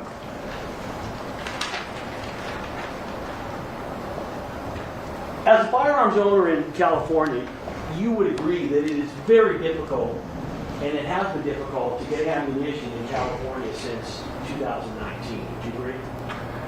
Yeah, in 2020, I know it was a shortage and prices were going up, but it was difficult at some points, correct? Not only a shortage, but you would agree that you have to actually, that at the time of this offense in 2021, you would agree you needed approval from the Department of Justice, as well as a California driver's license, or a California ID and a local address to purchase ammunition in California, correct? I don't know about approval, but whenever I bought ammunition, all I had to do is show my driver's license. So that was a California driver's license with an address, yes. So would you agree that if you don't have, in your experience, if you don't have a California driver's license or a California address, you're just going in to a gun shop to try to get ammunition, then in your experience, you can't do it in California? I believe so, yeah. That's what I understand, or Yeah. at least then, yes. Do you know a place to buy ammunition near Hollywood on a Saturday evening after 10 p.m.? No, I don't know any places. Who is ASAP Bills? ASAP Phillips is a member of the ASAP group collective. When's the last time you saw him? Last year at some point, I want to say maybe November, September. I can't remember the exact date. When's the last time you had any contact with him? Person, text, you tried to reach him? When's the last time? Probably around the time I saw him. Did he travel with you guys on tour to Bangkok? No, he did not. You guys were all friends at the time of the incident in November 2021. You, the defendant, 12, and Mills, right? Yes, correct. And you would say close friends, correct? Yeah. You went to Complex Con on November 7th, correct? Yes, I did. And did you notice any injuries on Ills? Not that I can see. What do you think? You know Relli, correct? Yes. Would you describe Relli in terms of his physical strength as, kind of a weakling, medium, or pretty strong dude? No, I would consider him pretty strong. And I want you to assume that he had punched somebody with a fist in their face area 3 times. Knowing Relli as you do, would you expect that an individual will receive injuries from that, since you know Relli? Not necessarily. I can't say that. I've seen boxers before get punched in the face multiple times and look fine. I guess it just depends on the person. You didn't see Ills with any injuries, though, the night of November 7th, did you? I wasn't studying his face, but I didn't see any visible injuries. Injuries. If he would have been bleeding, do you think you would have seen that? Bleeding that day? What, bleeding that day? Bleeding. Objection. Yes. If he would have been bleeding on November 7th. He's going to clarify. If you've been bleeding on November 7th, do you think you would have seen it? Not necessarily. You were with Ills, the defendant, and 12E on November 7th, correct? Correct. You spoke to the defendant on November 6th after the incident, correct? I don't know if it was after the incident or the next day, but it was shortly after, yeah, around that time. When you spoke to him, did he tell you that Relli beat the hell out of Ills? I don't know if he used those exact words, but they got into an altercation, yes. What did he tell you specifically about the altercation with Ills? This is 4 years ago. I can't remember specific word for word, but I was told that he was beating up Ills. Did you reveal that in any statement you gave? I wasn't there that night, so I wasn't really asked about what happened that night. So you're telling me the defense didn't ask you, what did Rocky tell you about what happened that night? They never asked you that? To be honest, in August, they didn't ask me that. Like I said, I wasn't there that night, so it's really not, I can't really accurately speak on what happened. As you sit here right now, I want you to tell me, as best you can, everything that the defendant has ever told you about this incident. I'm not asking you when, I'll get to that, but I want to know everything that he has told you about this incident. He mentioned after the rehearsal on the 6th in Long Beach, he went to go meet up with Rel. They got into an altercation. Well, he got into an altercation with Ills. Rel was being the aggressor, and he had used the prop gun to kind of stop it, to calm it down. Did he tell you that he was upset with Relli beforehand and was trying to meet up with him? No. Did you become aware at any point in time that he had been texting Relli, meaning the defendant, trying to meet up with him? No. Did you become aware that he had brought his prop gun, allegedly, to this meeting with Relli. Well, yeah. Did he ever tell you, you ever ask him, hey, why are you bringing a prop gun with you when you're meeting with another ASAP? I don't think he brought it just. Motion to strike is non-responsive. Stop yelling. I'm sorry, Your Honor? Stop yelling. Motion to You strike. can just make the motion and state the reason. You don't have to yell. Now, what was the objection? It's non-responsive. He's given an answer I didn't ask for. Listen to my question. Yes. I didn't ask you why the defendant told you something. I asked you what he told you. So on my questions going forward, I'm not going to ask you why the defendant told you something because you wouldn't know. I'm asking you what did he tell you. So I want to know, what did he specifically tell you about why he brought a prop gun to meet with his friend Relli? He didn't specifically say he brought it to meet with Relli. Whenever he would leave the house without security, he would bring it with him. And you're aware of that because you had counseled him to do that, is that correct? I didn't counsel him to do that. It was just something that he did. It was common knowledge. I thought you told me that you and the security guy sat down with him and said, hey, Yeah, we thought it would be a good idea, yes. So I don't know if that's counseling him to do it. I mean, maybe I just misunderstanding the word, but yes, me and security at the time, we had thought it was a good idea for him to carry it, and that's what, to my knowledge, that's why he was carrying it. When he would leave the house and he didn't have the security with him, he would carry that. And so you said, that's what he's told you. What else has he said? I told you everything that he told me. So, in the 3+ years that this has happened, the only thing that he has told you is what you just related? Yes. You never asked any other details? No, I didn't ask any other details. Do you ever call Relli and ask him what happened? I don't have at that time, me and Relli weren't really on speaking terms. Did you ever ask Twelby what happened? No. You ever ask Ills what happened? No.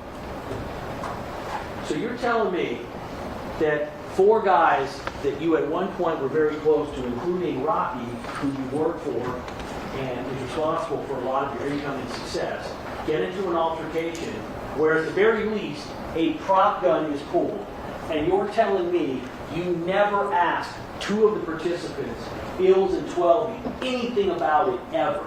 Was that your testimony? I honestly, yes. I never asked them about it. When the defendant told me... Motion to strike everything after yes. Sorry.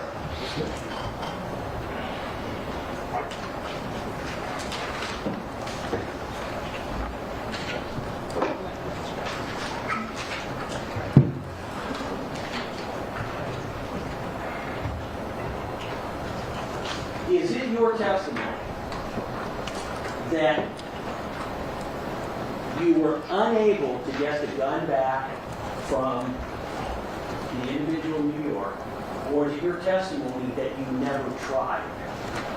I was unable to get it. What efforts did you make to try to get the gun back from the individual in New York? I asked him if he still had it. And when he told you that he didn't, did you make any further effort to track down where it was? I don't know what other further effort I could have made. But did you ask him what did he do with it? I asked him where it was, and he said it's gone. Did he give you a name of who he gave it to? He didn't. He doesn't know where it went. To my understanding, is he has a studio right in New York that him and his other creatives they all use. It's like a studio where they keep camera equipment, they keep lighting equipment, they keep prop equipment. It's kind of like a common space, so someone can come in and borrow a camera, borrow a prop for different shoots. And it got misplaced, it got stolen. He said stuff gets missing all the time. You are aware, sir, that this morning we were finally given the name of the individual that you were saying that you gave the gun to in New York, correct? Correct. Objection to relevant charge. The court has made a ruling on this previously, Your Honor. Objection overruled. Are you aware that we called that individual this morning and spoke to him? Yes. And it's your testimony that that individual, if asked what happened to the gun, his response would have been, I have no idea. Objection, Your Honor. Irrelevant. I can play it, Your Honor, if you'd like. The court made certain rulings. The objection is sustained. Do you recall the other day I talked about speaking objections, arguing? I do. Remember that? Do you remember that? I do. All right, I'm keeping track of every speaking objection that is made, every argument with the witness, argument with me. I'm keeping track of all that. He made an objection. I sustained it. Go on, to the next question. Have you asked this individual directly for the name of the person that he gave the gun to? Like I said, I don't know what happened to the gun after the prop The gun. motion to strike is non-responsive. He's already answered the question. He doesn't know. No, that's not what I asked, Your Honor. Read it back.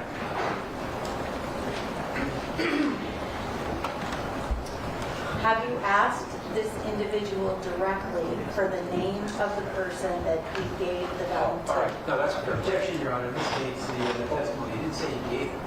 Over. Have you asked him for the name of the person that he gave the gun to? That, wait, that is not what he has testified to. Your Honor, he testified. He said he didn't give it to him. He gave it to the person who he got it from. And I've asked him if he asked the person that he gave it to. Oh, I see. Okay, all right. I got the question. All right. Have you asked the person that you gave it to the name of the person that he gave the gun to? I don't. I asked him if he still had it, and he said no. I didn't ask him. He didn't. When I spoke to him about it, he didn't know where it went. So I didn't ask him who he gave it to because I wasn't aware he gave it to anybody. But, so when he said no, you didn't ask any further question or make any further effort to find out where the gun was. Is that I correct? asked him if we could get it back, and he said no, it was gone. Did you ask him any further questions? Yes or no? No. I want to go to my last area. I want to talk about the prop gun. You're aware that when a prop gun is fired, a semi-automatic prop gun, that although nothing comes out of the barrel, that it has a prop load, correct? Can you? What is a prop load? So when you load a prop gun, a semi-automatic prop gun, you're putting prop rounds in a magazine. Correct. Yes. Yes. And the gun that you're talking about that you gave the defendant was a Glock semi-automatic prop gun, correct? Correct. And the way that gun works is the gun is fired. When it is fired, a cartridge ejects out of the side and the next round cycles. Is that correct? That's correct. Yes. Did you actually load the prop gun? Yes. What kind of ammunition did you use to load the prop gun? It was the blank ammunition that came with it. I don't remember exactly what brand it was. But you would agree it's a 9mm prop ammo, so it's a round, but instead of being, let me use what we got here.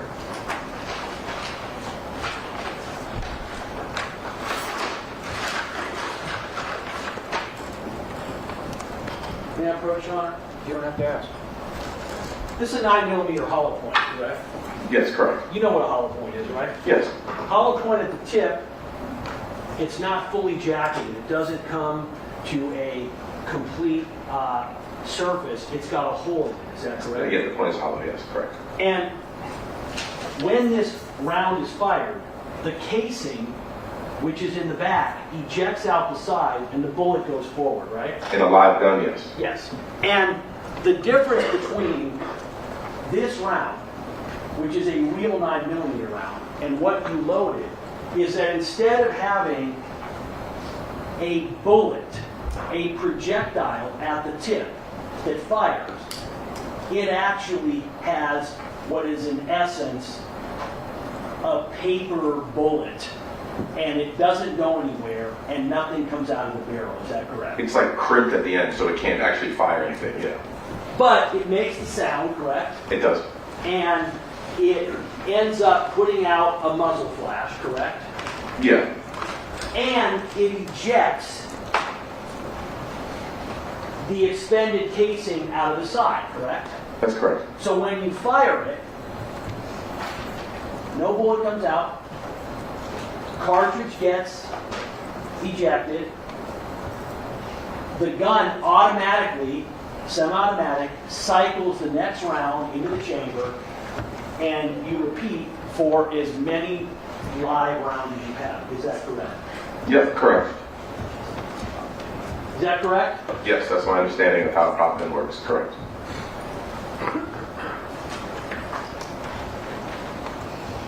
One moment, Your Honor.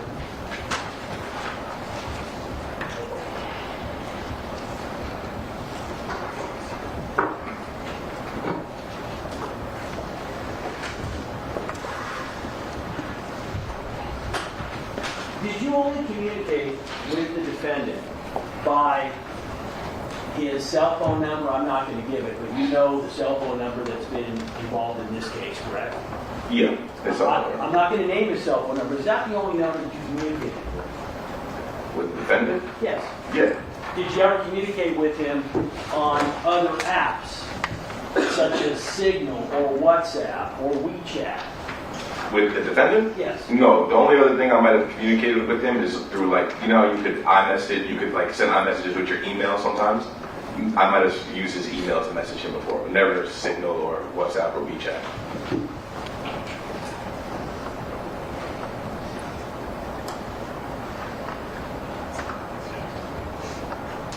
Let me approach. This is People's 21. Is this the iMessage that you're talking about addressed to Yep, Luigi? yeah, that's the one, yeah. And when we say Luigi, that's another name for the defendant, is that right? No one calls him Luigi, it's just an email address he made. Okay.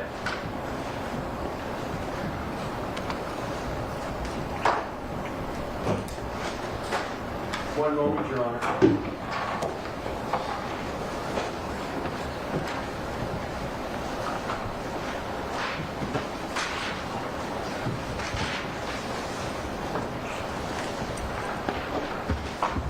How long before the search warrant was executed at the house in April of 2022 at the defendant's house was it that you had brought over your guns and where you had left the Glock 43 magazine? That was in, like I said, we went to the shooting range. Well, we were going to go to the shooting range in summer of 2021. So July, August. I don't remember the exact date, but it was in that vicinity. And you brought a number of guns there, is that right? That day, I brought my 2 handguns. And which handgun did you bring? Smith & Wesson M&P 9, which is a 9mm, and Glock 42, which is a 380. Okay. Do you know how it was that you ended up only leaving a Glock 43 magazine that didn't fit any of those guns there? How you managed to leave it there? Well, because when we realized we couldn't go to the shooting range, I packed up my bag and I left the Glock 43 magazine out while we were drinking and just hanging out. That's when I was fidgeting around with it. The next day when I went to go pick up my stuff, I just grabbed the bag and I didn't grab the magazine because it was separate from my bag. So it's your testimony that you have to be just fidgeting with this magazine that you had that didn't fit any gun that you had with you that you thought was different magazines. Is that your testimony? That's correct, yes. Yeah, I'm nothing further. Sheila, thank you.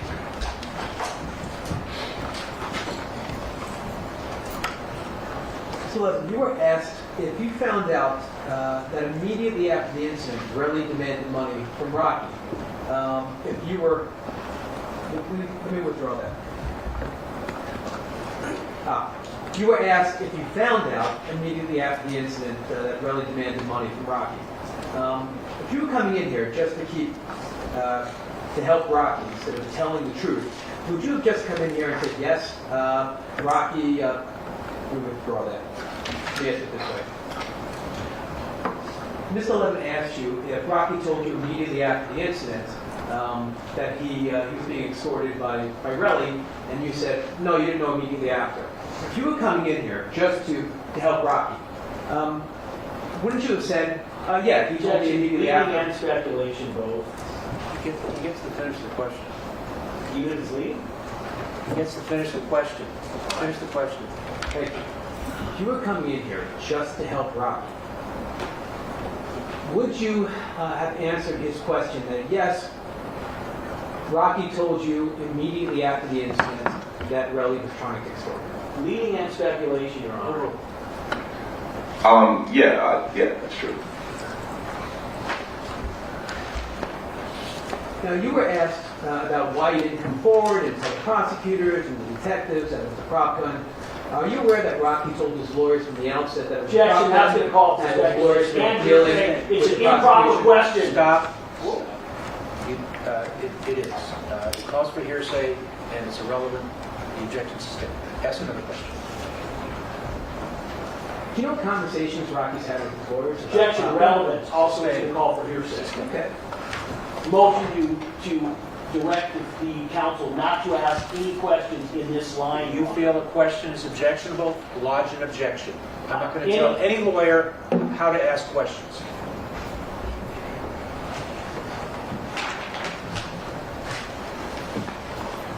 I want to show you People's 41 in evidence.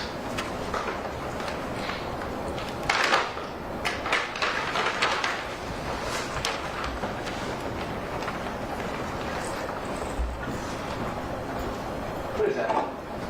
That is the Glock 43 magazine that I left at his house that day. Do you see any scratches on that at all? Can I touch Any wear it? and tear? Yeah, please. No, it looks brand new. Has it ever been used? That's been a call for speculation. Sustained. How's it look to you? It looks unused and brand new. Now, you were asked about the ASAP ills on cross-examination. Do you know the condition of ills today? From my knowledge, he's unwell. Objection, that's been a call for speculation and hearsay. I'm sorry, I'm speaking too fast. Your Honor, that's foundation. Now, you were asked about what Rocky told you about the incident repeatedly. Did Rocky tell you about it immediately after it happened? Yes. And was this an everyday topic of discussion in your life? The incident? Yeah. No. And do you know whether Rocky was told by his lawyers after his arrest Objection. not to discuss Objection. the incident? Sustained. Your Honor, can the jury be instructed to ignore that question has been asked 3 Questions times? are not evidence. All right. Mr. Siegel, I don't want you to ask any more questions about conversations that you or Mr. Tacopina had with your client. Okay. No more questions about that. I have no more questions about anything. I'm finished. Thank you All right. very much. Okay. Thank you very much. Good, thanks. Mr. Lewin? Wait, whoa, I apologize. I'm sorry. hold on. So sorry, so sorry. You have anything? No, I do not. Subject to recall. Sorry, John. All right. You can leave for now, but if you're notified to return, you must do so. Understood. All right. Thank you, Your Honor. Have a good day. Next witness.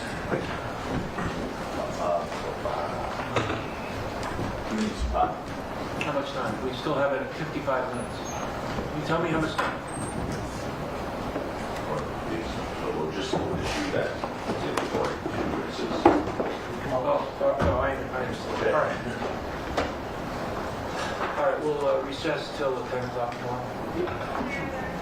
Your Honor, may we approach? I'll listen to what you have to say after the jury's gone. Well, we approach before the jury's released, Your Honor. This has to do with delaying. This All has right, to do with come on up. Let me hear what you got to say. Is this going to be on the record? Yes. Okay, hang on.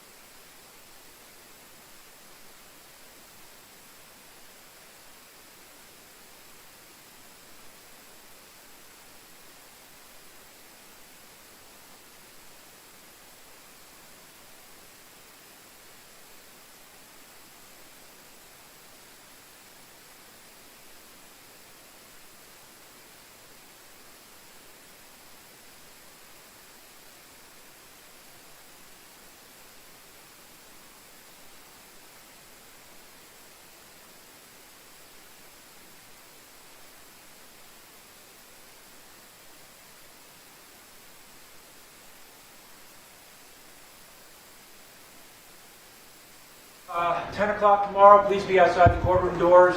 Please don't discuss the case among yourselves or anybody else. Remember to keep an open mind. You have not heard everything and you are not yet deliberating.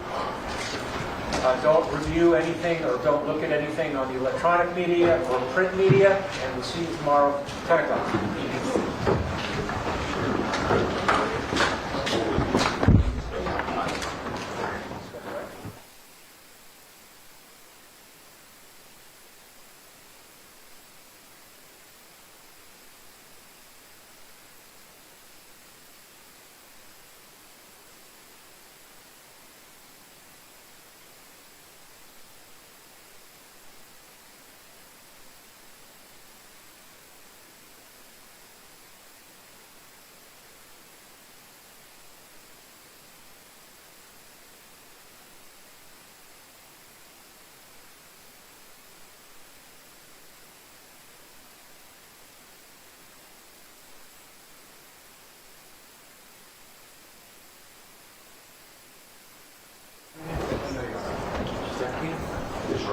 Briefly, I just follow up on what we discussed.